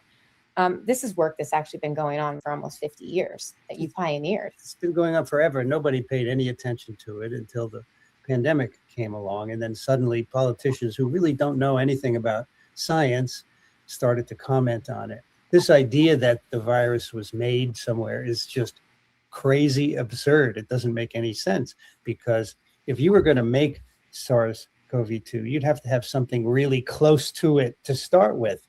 And as far as we know, nobody had anything close to it. So everything about engineering falls apart right away. It sure does. Same thing with serial passage. So the other theory that Rand Paul talked about today is that it was, and they're never really clear about everything that's going on. They're never clear if it was cloned or engineered or serially passaged. They talk about them like they're all the same thing. Serial passage is when you take advantage of the fact that the enzymes that replicate the virus genomes are mistake prone. And so they put in a lot of mutations. So if you add selection pressures to make a virus do something that you want it to do, like say grow in a mouse, you serially passage it through the mouse and eventually it will grow in mice better. Mhm. That was my PhD project, by the way. I was only somewhat successful. However, often when you serially passage it, then you might clone it. You might make chimeric viruses, as they were discussing. There's all kinds of things that you can do. But what I wanted to talk to you about, Vincent, too, was this is something I think about all the time. There's this assumption that because you're doing these things with viruses, that your motivations are inherently bad or malicious, that you are doing this recklessly at the very least, or that this is something that we're just kind of doing for kicks. Like, oh, you made a bad virus, I'm going to make one that's worse. You know, and that's absolutely not what any of this work has historically ever been for. The purpose of all of this work has been to develop new vaccines, to develop new antiviral drugs, to figure out how vaccines work. I mean, I don't recall you ever once in all of my cloning conversations with you being like, you know what would be cool is if we made a rhinovirus that was like bird flu. Not that I think you could actually even do that. No, you but... probably couldn't. But we don't do that. Virologists and scientists in general don't do that.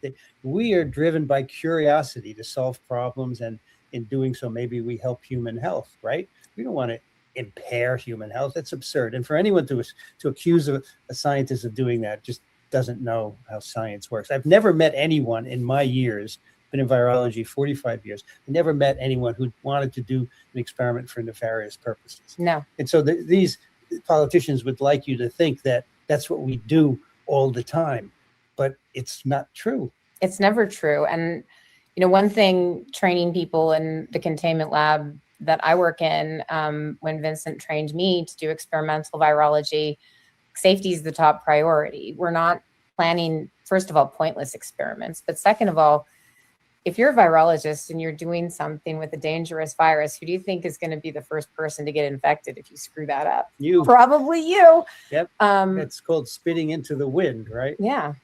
None of us wanted to do that, you know, so we take various precautions. Like in Vincent's lab at the time, you could still work with polio virus at BSL-2. All of us have been vaccinated against polio virus. So there was no danger of us getting polio virus, so you could use it in those lower containment conditions. Now polio requires higher containment conditions and can only be used in specialized places because of the efforts to eradicate polio, which I fully support. And in fact, that was why I worked on rhinovirus in graduate school, right, because we thought we were going to have to destroy all of those old polio stocks. I love polio. It's a beautiful virus to work with. I bet Vincent loves it even more. I do. It's on my phone. But yeah, it's on his phone. He's going to get a tattoo of it. But we made a transgenic mouse that could be infected with polio. That's a gain of function for the mouse way back in the 90s. Transgenic mice came up too today. They were sure. Humanized mice, as they like to call them. Well, they're not really humanized because they just have one gene. Expressing the receptor is not humanized, making a mouse a human. But when we did it, the university said we should contain these mice because maybe they'll get out and be a new place for polio to grow in. And so people were thinking about this. And so we bred and kept these mice in containers where they couldn't get out. Yeah. So we don't just do things willy-nilly. And in fact, you'll be happy to know that your graduate student who trained me to work with the PVR transgenic mice, the first thing he told me was, we cannot let these mice get out because they could create a reservoir for polio in the natural world.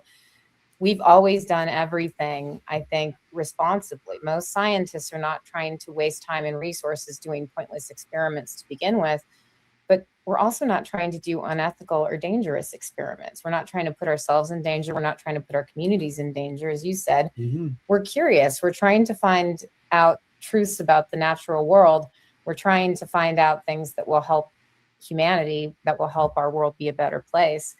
And essentially what the Republicans and Rand Paul said today was that that's not what any of us are doing. We're all out to I don't know, damage people, to do research that's going to hurt people. They're never actually quite clear on what our motivations are. I mean, today they did go off on how Fauci has gotten a lot of cash awards and how he had people at NIH, quote, soliciting those awards. Although, people at very high levels like Tony Fauci will get these awards, and there's a huge process to get it. And, if it comes with a $900,000 prize, I've never gotten an award like that, by the way. I would imagine that you would need staff working on it. And to make Tony Fauci sound as though he's been a profiteer for his entire career is also just a complete travesty, because Tony Fauci has literally spent trillions of dollars in US taxpayer dollars funding research that has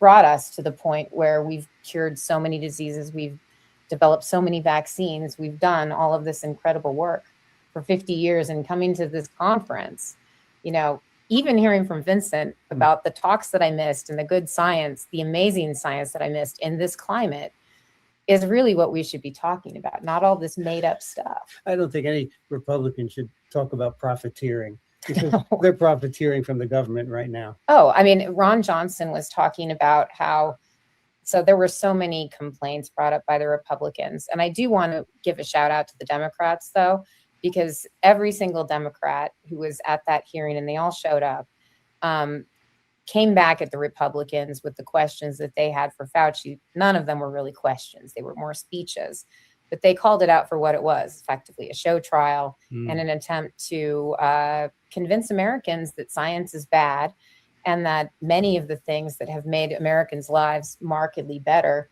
are bad, and we shouldn't fund them anymore. And in fact, we should criminally prosecute them if they are going to be politically opposed to the current administration, which is entirely different from any climate, I think, that we've ever been in the US. I'm sure they presented the data for these assertions, right?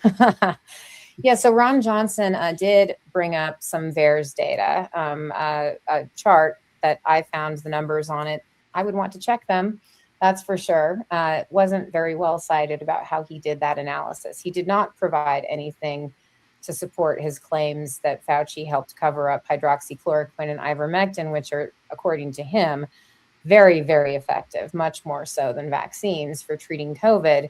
And millions of people died, except more than 1 million people did die from COVID. But in addition to that, I guess Ron Johnson is claiming that more millions died because they didn't get ivermectin or something. And that's somehow Fauci's fault. Well, and ivermectin, by the way, doesn't work. It doesn't work.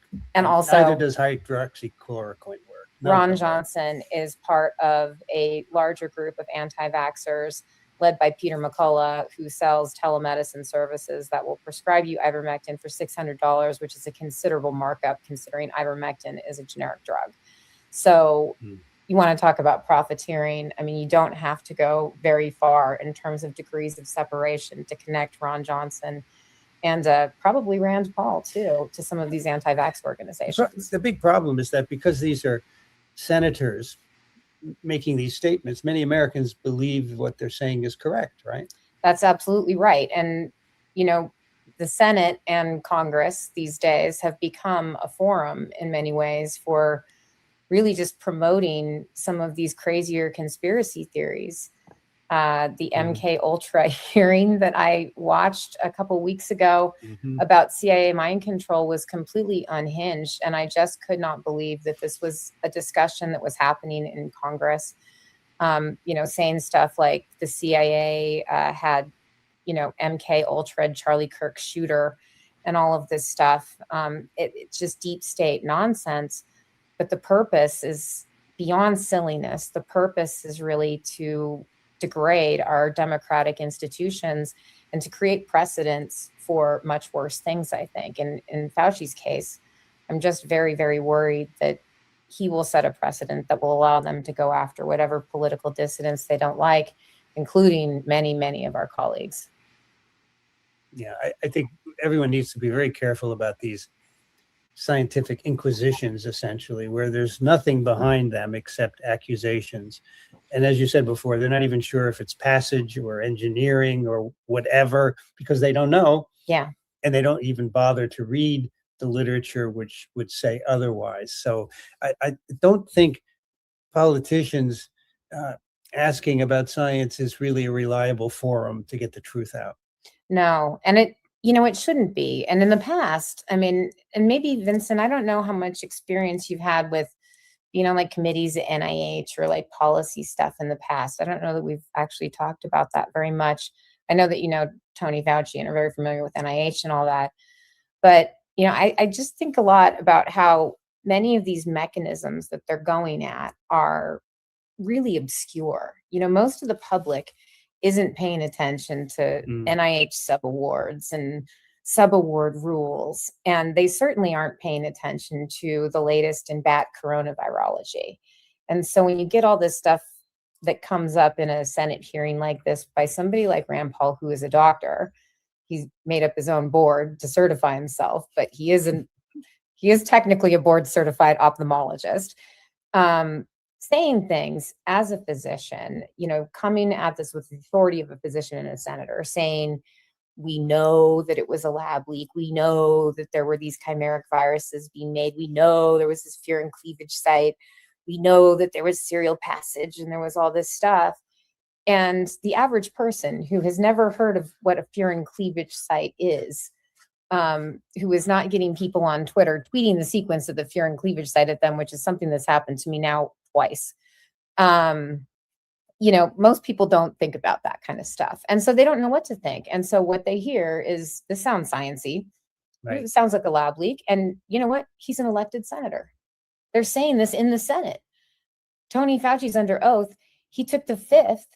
That suggests that he's guilty. And they certainly like to talk about that too. They made a big deal. Rand Paul loved to talk about how he brought half a dozen lawyers with him. He kicked out his lawyer, who was objecting to the process, kicked him out, and then said, don't worry, you've got the rest of your half dozen lawyers with you. Well, why wouldn't he have lawyers? I would certainly have as many lawyers as I could if I thought the government was trying to prosecute me for doing my job. But I think we should talk about why they're doing this. They want to get him to say something which later they will say he was lying, right? That's right. So at the very beginning of the hearing, Rand Paul asked Fauci to open up a copy of the U.S. Code and read the statute on perjury, which then Rand Paul read for him, reminded him that he was under oath repeatedly. And for me, I mean, I think what this is all about, much like the MK Ultra hearing was meant to sort of mobilize anger against the government, against our standard democratic procedures. The purpose of this is really to set the precedent for prosecuting political dissidents. And by making it seem as though Tony Fauci's guilty, whether he opens his mouth or not, that's a good way for them to further undermine trust in Tony Fauci. But the fact is, I think the fact that he took the fifth was the smartest thing he could have done, because no matter what he says at this thing, they were going to say, was it a lab leak? Rand Paul started off by asking him if he wanted to apologize to the American people for lying to them.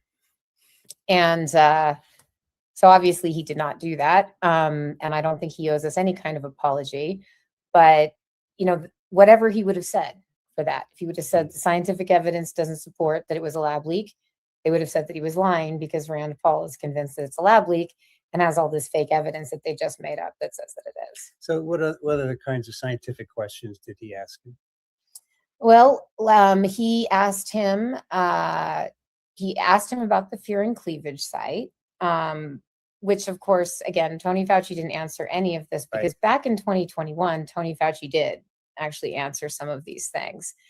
And, the fact is, the fear and cleavage site, so what we've been talking about, the fear and cleavage site is an element in the spike protein where a pair of molecular scissors, effectively called furin, comes along and snips the protein in half.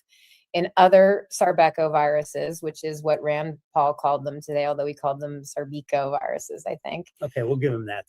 That's okay. So there's SARS-related beta coronaviruses, which is Correct. Just a classification of these viruses, which include SARS-CoV-2, right? That's correct. Yeah, so beta coronaviruses include SARS-related coronaviruses, MERS-related coronaviruses. And so that's what he was talking about. So no other SARS related coronavirus has ever been found with a furin cleavage site in it. However, MERS has multiple furin cleavage sites in the spike protein.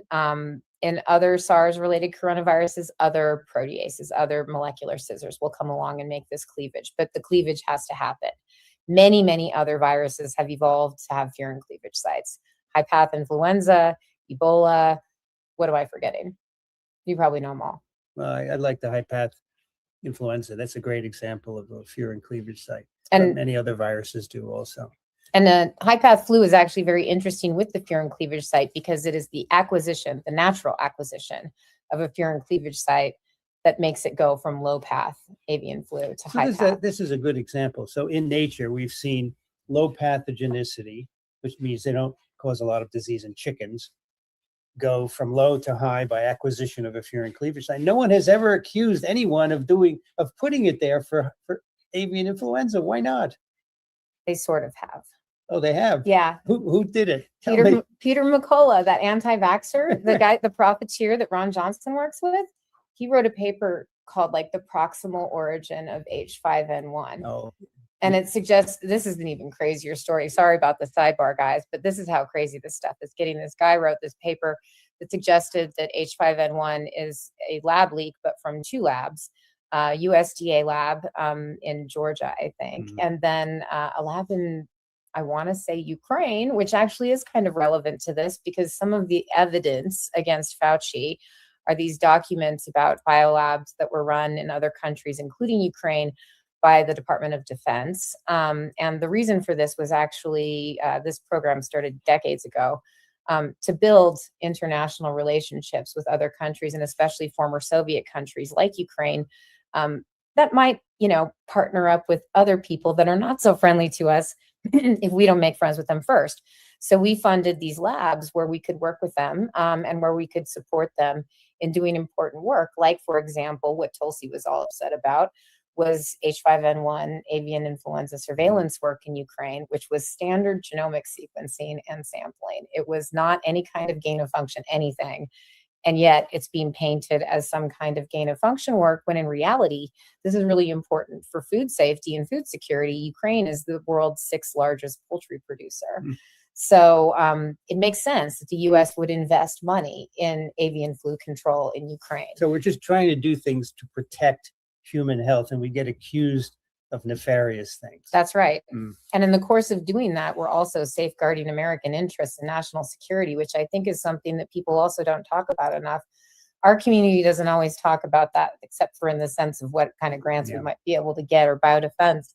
But I think that people really do need to understand that, like, this whole entire thing is designed to make good things that America used to do, like building multilateral relationships and making the world a safer place and doing important high impact research that save lives, making it seem like it was a waste of time or fraudulent or even malicious. It's very easy to be swayed if you listen to the senators throwing out all these terms, even though they don't make any sense and there's no continuity.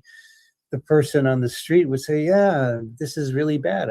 We shouldn't let this happen. But it's not the senators you should listen to. You should be listening to the scientists who are doing the work and are doing it to protect you. I mean, so this idea about this cleavage site, just the fact that it's not present in the related viruses means nothing. Yeah. In biology, that's how things are. Some things are present and sometimes they're not, right? And so to accuse someone of putting it there is crazy. So I was talking to a couple of our colleagues today, and I missed this talk too. I don't know if you saw it, but one of our colleagues had been doing a lot of deep sequencing, like really, really deep sequencing of bat samples, and found furin cleavage sites that basically you could see at a very, very low frequency.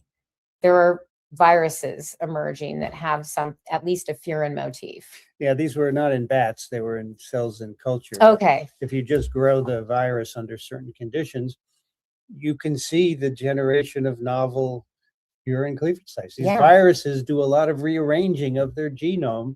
And so it's very likely that this happened in nature and that gave rise to this. That's incredible work. Yeah, it was very simple. And when you look at the science, you get answers. This is this is why this whole hearing is nonsense, because they don't provide any evidence, just accusations. Just accusations. And the problem is they do provide evidence, but it's not really evidence. It's pseudo evidence. They provide, this Tony Fauci's diary kind of thing, where making it seem like it's a crime to be impressed by the fact that you met celebrities. I don't know how I'd feel if I were Tony Fauci going through the pandemic and being, having people make candles about me and bobblehead dolls and, all kinds of St. Fauci and the Fauci ouchie and merchandise and stuff. I think it would be really weird to be in that situation. And I don't think that there's anything in Tony Fauci's diaries that suggests wrongdoing or that suggests that he had some sort of secret nefarious plan. I also think that Tony Fauci is smart enough that if he did have a secret nefarious plan, he probably wouldn't have written it out on his government laptop. I mean, people do all kinds of things that are unrelated to their work, and you can dig all this out, and it doesn't look good that you got awards, that you liked celebrities, but that's not really relevant to the main question. No. Right? And he had nothing to do with the origin of SARS-CoV-2 and COVID. There's zero evidence that points to it.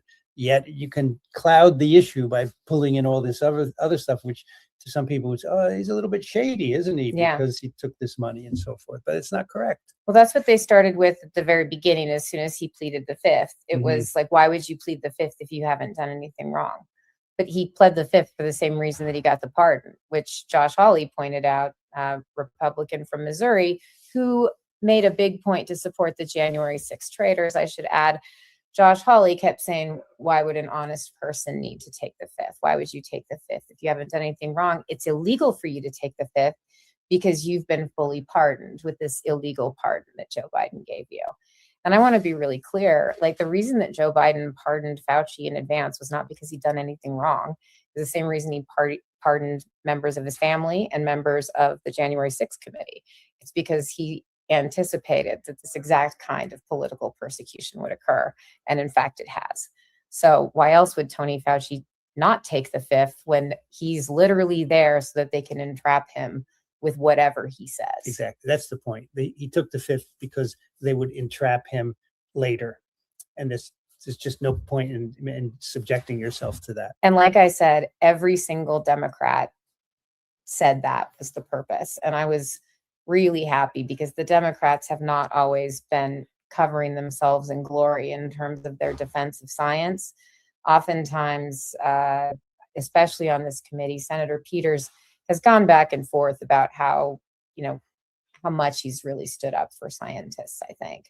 And I think some of that was that the Democrats, just kind of didn't want to make the scientific stuff an issue because very technical, and it really shouldn't be a politically divisive issue.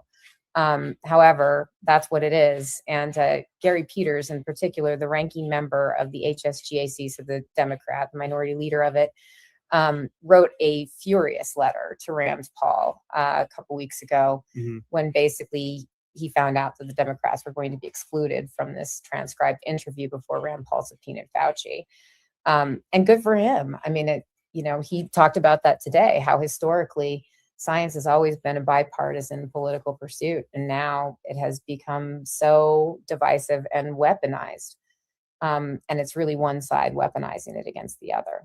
So what other science questions should we talk about?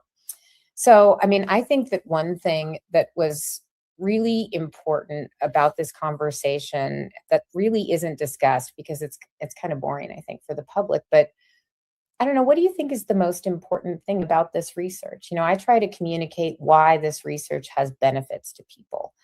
And every gain of function experiment is different. Most experiments, I should add, that virologists do are not even gain of function like what they're talking about. Most of us are just doing various types of experiments with viruses, and sometimes they do result in a gain of function. But we're designing those experiments usually to come up with something that, will improve a vaccine. For example, I mean, you want to talk about vaccine development. Sometimes you might not have a virus that grows well in the model system that you're going to test your vaccine in. So you make a chimeric virus that has the antigen that you're trying to target on a virus that's already pathogenic, so you can conduct a challenge study that will allow you to tell if that vaccine works or not. That's just one example of the type of research. One thing I have a hard time communicating to people, I think, is just how important this type of research is. Even looking at different bat coronaviruses, trying to understand the viral diversity in the world. And I know, Vincent, you're probably the world's best expert in communicating how wonderful virology is to people. How do you think, what's your response to that? How would you respond to that when it's being presented in this context? Yeah. Why is this work good? Well, look, we in 2002, a virus emerged from bats and caused 8,000 infections globally. That was SARS, right? And that told us that bats can have viruses that can cause problems for humans. Then in 2020, we have a pandemic started from a virus that came originally from bats. So now we understand that this is a threat. We need to understand. In fact, between SARS and SARS-2, a lot of people were trying to understand what exactly is in bats and is it a threat?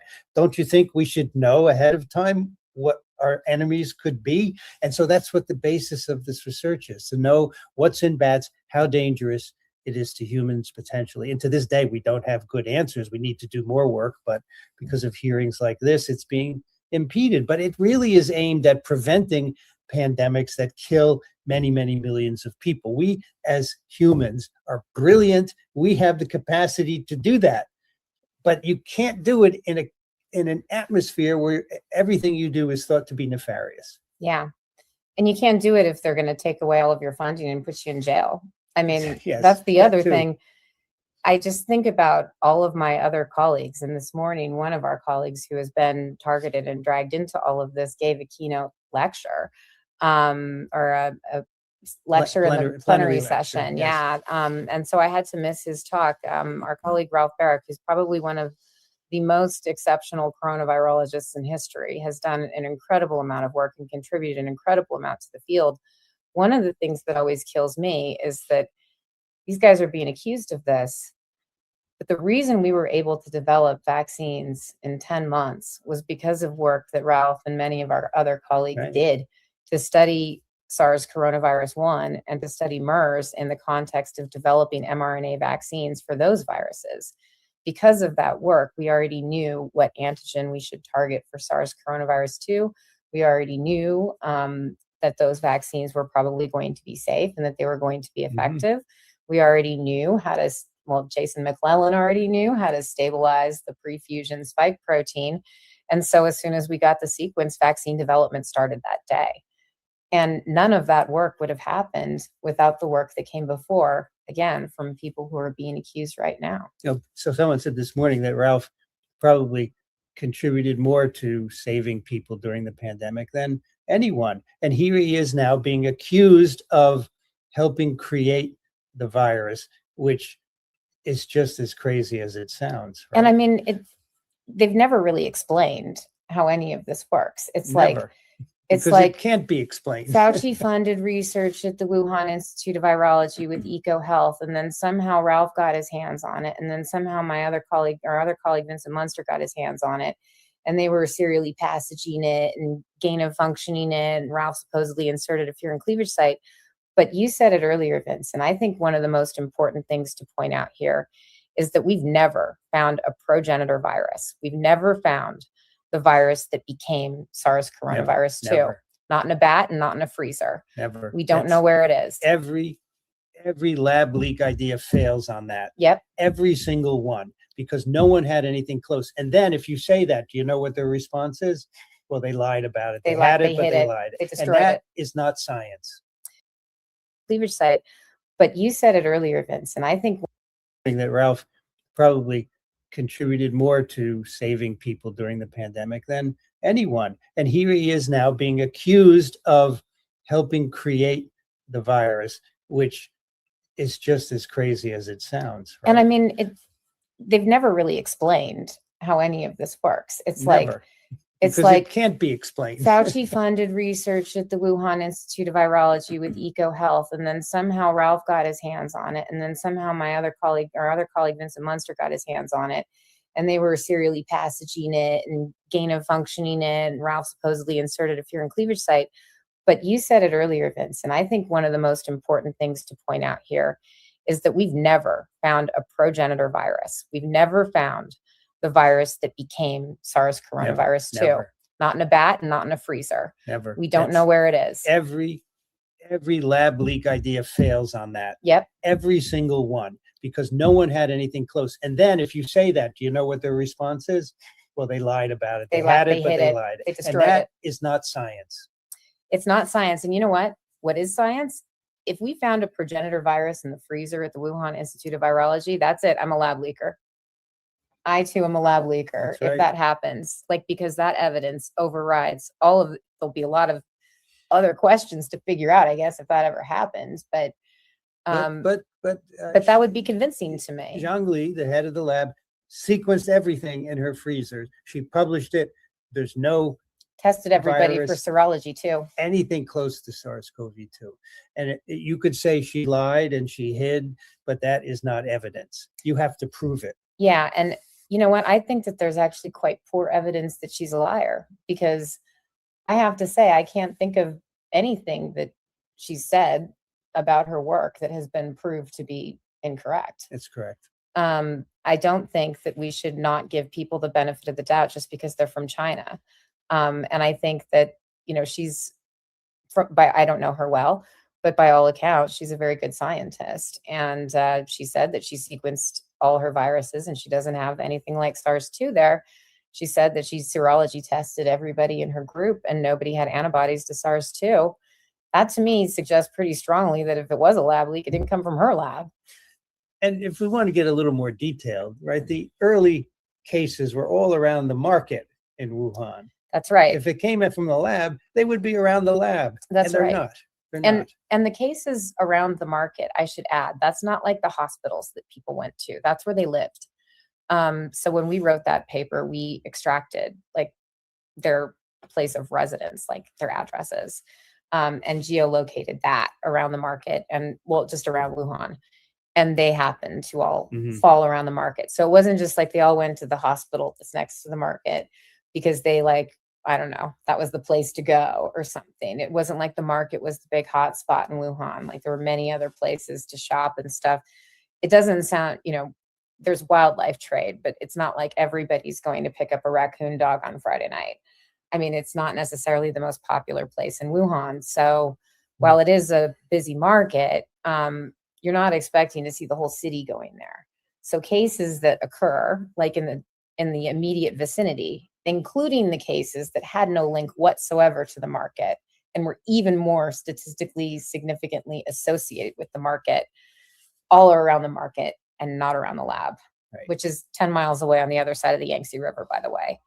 So, I mean, none of the evidence really adds up. The other thing is, and, you know, I always have trouble talking about this, Vincent, because some of the modeling that my evolutionary virology colleagues do is so sophisticated that it's hard to explain it sometimes. But Jonathan Paykar's paper, that was a companion to our paper showing the spatial relationship between those early cases, shows that essentially one lineage of the virus jumped into humans, and then a week later there was a separate independent spillover of the other lineage of the virus.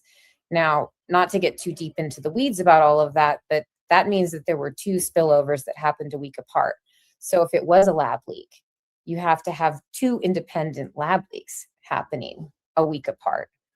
And you also have to explain how they got from the lab to the market and only infected people around there.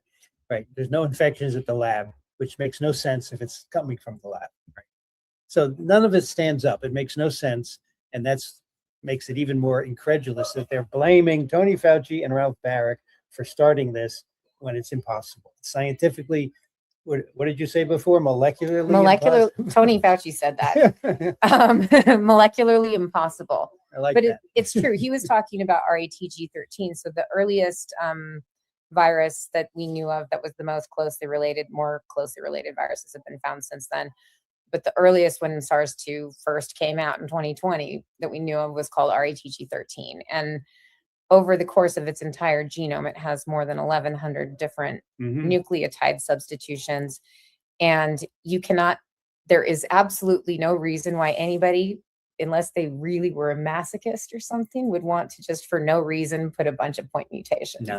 Well, they wouldn't know what to change it to either. No, you wouldn't know what to change it to. Like, it doesn't make any sense at all. It's not a precursor. But the other thing that's interesting is that they had this sequence, but they were never able to recover virus from that sequence. That's right. There was something wrong with it. So to think it was a precursor fails on multiple levels. And that's just because if you look at this issue on the surface, you don't get deep enough to understand why it doesn't make any sense. So Rand Paul can say that Fauci facilitated it being made, but it doesn't make any sense molecularly.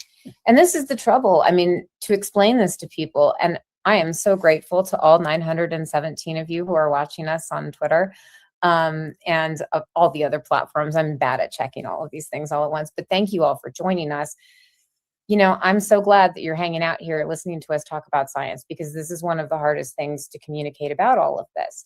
You get 30 seconds into the conversation and it sounds like science class to a lot of people, and they are, you know, just kind of check out. There's a lot of other tire fires happening all around you.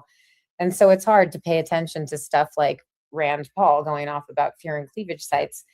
On top of that, he doesn't make any sense with what he's saying. So there's that problem too. But really, this is, I mean, it seems ridiculous. But what bothers me about it is it really is so Orwellian. I mean, it is saying stuff that is not true and saying that that's the truth. It's revisionist history. It is ignoring things that are true to make things that are false true.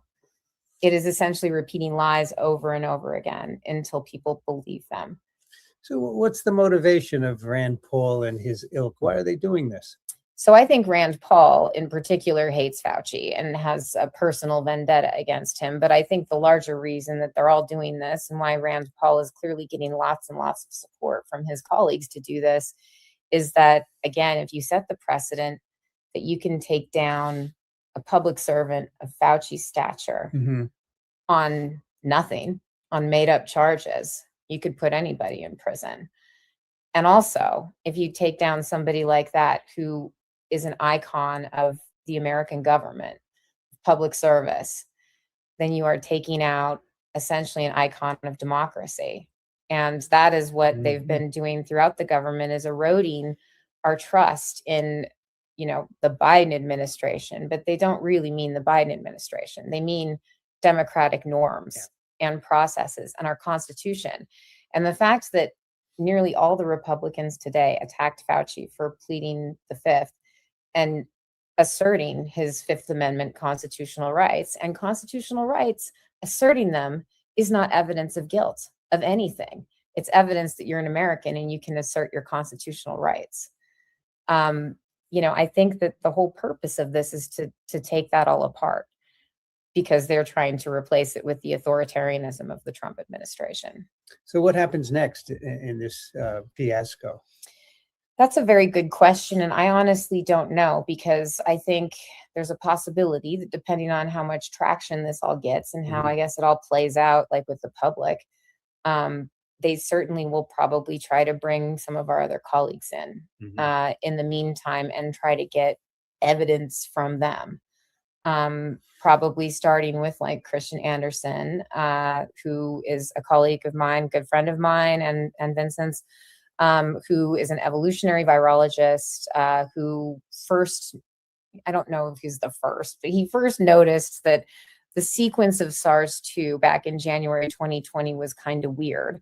And so he wrote to Tony Fauci and said, you know, told him about his observations. And Tony Fauci got this teleconference together of all these big, important virologists, our colleagues from all over the world who are experts in the field, to discuss whether or not it might be from a lab or not. And this is really one of the big issues in their argument, is that, oh, some of them agreed, some of them didn't. This was February 1st, 2020. Some of them agreed that it might be from a lab, and some of them weren't sure, and some of them, you know, disagreed, and there's no consensus. And then there were emails sent back and forth, and, you know, I think Francis Collins called China the Wild West in terms of lab regulation or something. And, all these things that are just things that people said to each other in emails. They're evidence of absolutely nothing. They're evidence of friends joking around with each other, coworkers joking around with each other in most cases. But basically, Christian ended up going from this meeting and writing a paper that Fauci and other people on the call encouraged him to. They encouraged him and other colleagues who are also experts in viral evolution to look at this more carefully. And in the course of doing that over the next month and a half, they realized, maybe this does look natural after all. Mhm. They observed that there's no other virus known that's close enough to this that there would be a backbone that you could Right. clone anything into. The mutations compared to other SARS-related viruses are not consistent with serial passage in a lab. Like, it's weird, but nature is full of weird stuff. And so that was basically the conclusion of this paper they wrote, which is called Proximal Origin, the proximal origin of SARS coronavirus 2. Sorry, I call it Proximal Origin for short. But Proximal Origin came out, and now that's being used as Fauci conspired with Christian to cover up the pandemic, because then Christian received a large grant from NIAID, which he had been awarded before the pandemic started. Mhm. So what people also need to understand is that NIH is not super fast moving. And when you apply for a multi-million-dollar award that has multiple collaborator groups and multiple projects within it, you get that award, but you don't get it for like 6 months. And so this had gone through the study section. It had been peer reviewed before the pandemic started. So that award was given before Christian or Fauci or anybody even knew what SARS coronavirus 2 was. So it wasn't a payoff. But I think that's exactly what they're going to do. They're going to accuse Christian of conspiring with Fauci. They might expand the network too, Vincent. I mean, you and I could get dragged into that too. Somebody on Twitter the other day called us giant DGOF advocates. We're dangerous gain of function research. We are the DGOF masters. I see. Well, that paper, Proximal Origins, is just thought process on what might have happened, right? Yeah. There's no coercion. Tony Fauci didn't convince anyone to write anything. Scientists don't let anyone convince them of that, right? No. I mean, if you were co-authoring an article and your co-author said, no, you have to say this, you'd get rid of them, right? And the You're 5 not gonna give authors in. of Proximal Origins are all men, and good luck telling any of them what to do. I mean, they're all smart people who know what they're talking about. Yeah. I remember early in the pandemic, I'd heard about this fear and cleavage site. And like everyone else, I had no idea what it meant. And I didn't know anything about it in the context of coronaviruses. Yeah, me neither. And that's the problem. You hear this, and then without putting it into context, you have some kind of reaction. So I actually wrote to Vincent Munster and asked him about this site and what it meant.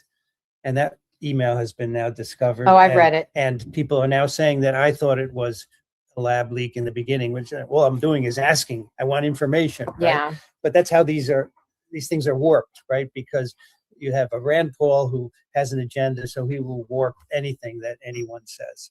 No, and I mean, there's a whole propaganda network effectively that does it, because I've also gotten a lot of stuff on Twitter about those emails that you sent to Vincent Munster. And it's like, hey, Angie, like, look at what your mentor is saying to your friends, like, kind of thing. It's just really stupid. And it's evidence of absolutely nothing. It's evidence of scientists talking to each other and asking each other questions. And that's literally what we do if I have a question about the coronaviruses, I would reach out to Vincent first. If I had a question about influenza, I would reach out to Allison Kelvin or Florian or somebody who is an influenza expert. Even I work on influenza, and I used to work on coronaviruses, and I still would reach out to people who have greater expertise than me. So Munster had started to work on the spike of SARS-CoV-2. So I thought I had read a preprint of his, and I thought this would be the person to ask. Yeah. And so I asked. Of course, he never answered smartly. Vincent was always bad at answering emails, though. But he didn't know. He wouldn't have an answer. He would probably say it's most likely natural origin, that they all are, and there's no evidence otherwise. And eventually I came to that conclusion. Once you go into the literature and you read about fear and cleavage sites, you realize that, of course, it's natural. Yeah, I mean, to me, like, just because it was weird There's another detail about it that's way too technical, but it was cloned. If it was cloned, it was cloned very badly. I'll put it that way. Yes, that's a good way to put it. Nobody would do that. Nobody would do Yeah.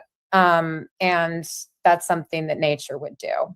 Because in my view, nature is the most dangerous gain of function virologist of them all, since nature doesn't really care about being reckless, and nature is everywhere around us. Oh, it does it all the time. Does it all the time. Yes.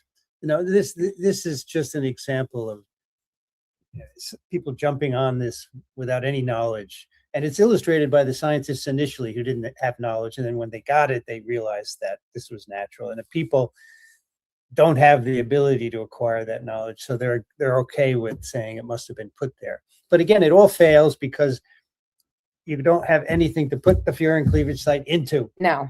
Nothing. No progenitor virus, and there's no lab leak. I mean, we can assume it took, how long did it take to find the SARS progenitor? Like 12 years? A long time, yes. 15 years, something like that? A long time. Yeah, so even obviously there is a progenitor virus out there somewhere. If it's flying around in a bat, then by the time we find it, it's going to look like a different virus. Yeah, it's totally different now. Yeah. Because it's been continually evolving in the bats that it's in. So it's going to be totally different. But if we ever find that virus, there are methods to trace it back and we can find it out. The fact is, though, you're absolutely right. No progenitor virus, no matter what the AI people say, we are not at the point where you are, and certainly we weren't in 2019, where you're typing in sequences and just getting brand new viruses to work with just because. We're not doing that type of thing. And why would anybody? Vincent and I know, and anybody who's ever tried to clone anything, especially a virus, knows that it is not very easy to do many times. No, I as you said before, we made the first DNA copy of an animal virus, right? Polio virus. Every time we changed something, it would lose infectivity. So the idea that you could just throw a site into it with no effect is crazy. In fact, people have thrown furin cleavage sites into other coronaviruses, and usually it's detrimental. Yeah, usually it's attenuating, or if it doesn't kill the virus altogether. And one thing I learned, Vincent's PhD mentor one time made the mistake of telling me and my friend, who was also in his lab, that he had golden hands when it came to cloning. And I assuredly did not have golden hands. So it's actually kind of nice to hear that Vincent had some trouble cloning too, but this is really why I thought I didn't have golden hands anyways, because I'm trying to clone this virus and things are getting, kicked out. It's cloning is challenging, but any little change that would get made, you're right, like it would usually screw up my virus and I wouldn't have any virus most of the time. So the big idea that someone could design a virus in any way is laughable if you have any knowledge of virology, really. Or clone a coronavirus. Boy, I'm not sure that I could do that. I mean, coronaviruses also for other reasons are very challenging to clone. Yes. So the idea that somebody's just like, oh, I might try to whip that up. So that's what Ralph Barrick was very good at. Probably the best in the world. And they're saying that he gave that technology to Wuhan and they used it to make a virus, which is crazy. Also, Totally they don't crazy. seem to know very much about virologists, because while we do share our work freely, we're not just like, oh, yes, we're giving technology to adversarial nations, like just because. Yes. Most of us aren't giving our best work to our competitors either, even if they're our collaborators. So there's that. We've been recapping this for an hour. We've had a lot to talk about, but I think it's really important. I'm really glad that we did this, Vincent. Yeah, I think that if you have a scientific issue, the scientists should talk about it. It would be nice if Rand Paul could sit here and have a conversation with us, but he would never do it because he would know that he would be wrong. Yeah. And he doesn't want to be shown wrong because he has an agenda, obviously. Gosh, next thing you know, if we did that, he'd probably have us in HSGAC, because his whole problem with Fauci seems to be the fact that Fauci told him he was full of it when he tried to explain to Fauci how the lab leak happened incorrectly. Yeah, Rand Paul knows nothing about science, folks. He may know a lot about eyes. Yeah, I'm not sure he does, though. Doesn't know anything about viruses, and I don't think you should hang on anything that he says about viruses, and particularly SARS-CoV-2. It's very easy for you to be convinced, but just ask us and we'll give you the answer. He's wrong. It's true. And we have a lot of platforms that we're going to continue telling you about all of this stuff on. Vincent is the media mogul of Microbe TV. He hosts a podcast called This Week in Virology. So if you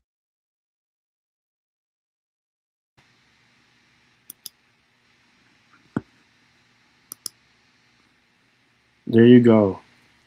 The experts on the subject matter.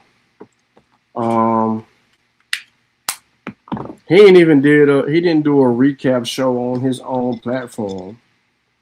He got with the doctor and they did it on that one.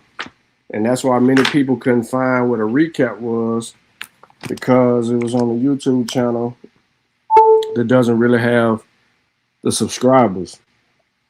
So instead of arguing back and forth and all these things with people, you just let them talk about it. And notice how strong Vincent Racaniello is as it pertains to methodology, the steps, how to look at things, ask those research questions, not formulate your hypothesis on blah blah blah blah blah, then try to argue it as if it's a fact. Like all of these things. And then you see him take a shot at Rand Paul. He wish Rand Paul could come over there and have a conversation, but he know he gonna prove Rand Paul wrong. Rand Paul know he gonna prove him wrong, because Rand Paul not an expert and not willing to have that conversation. It's all politicized. And that was what the whole Fauci hearing was about, it being politicized. So what I'm going to do now is I'm going to end this stream in a few minutes. And then I'm going to come right back live. Instead of making this, changing the topic of the shows in the middle of a show and just ongoing, I want this to be this own thing. I know it's not going to get a lot of views or whatever the case may be, because, you know, this isn't a subject matter that garners a lot of attention from people. So it'll be what it'll be. But we have it. It's documented. We have evidence to argue right there. We could clip this up. We could spin out the little clips of people online saying this, that, or the third. We can go from all of that. We still got Vyasa dropping shit, talking about the epistemic closure. It's a property of some belief systems and many epistemic model logics. It is the principle that if a subject S knows proportion P and S knows P implies Q, then S can thereby come to know Q. Many epistemological theories involve a closure principle, and many skeptical arguments assume a closure principle. Yeah. Awesome. EIE later than a mug. So yeah, I'm gonna come right back, man, and we're gonna deal with you was here already, but we're gonna come back and we're gonna deal with the Abo thing. I'm just gonna end it directly at the 2:30 mark. There was some good shit said in that video though, from a scientific perspective. Yes, sir. But before I do end the stream, ain't nobody got nothing else they want to say? Cause nobody hit that link. And I mean nobody.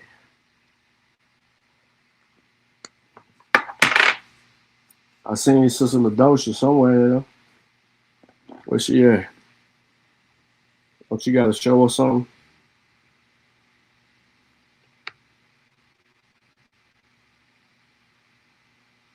Yes, sir.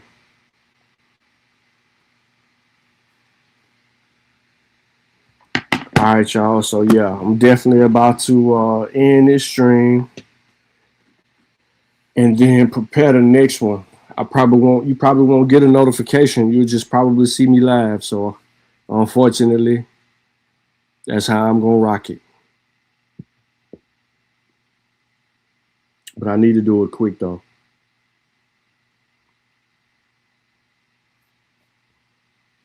All right, y'all. Let me end this one and get it up. I'll catch y'all in a minute.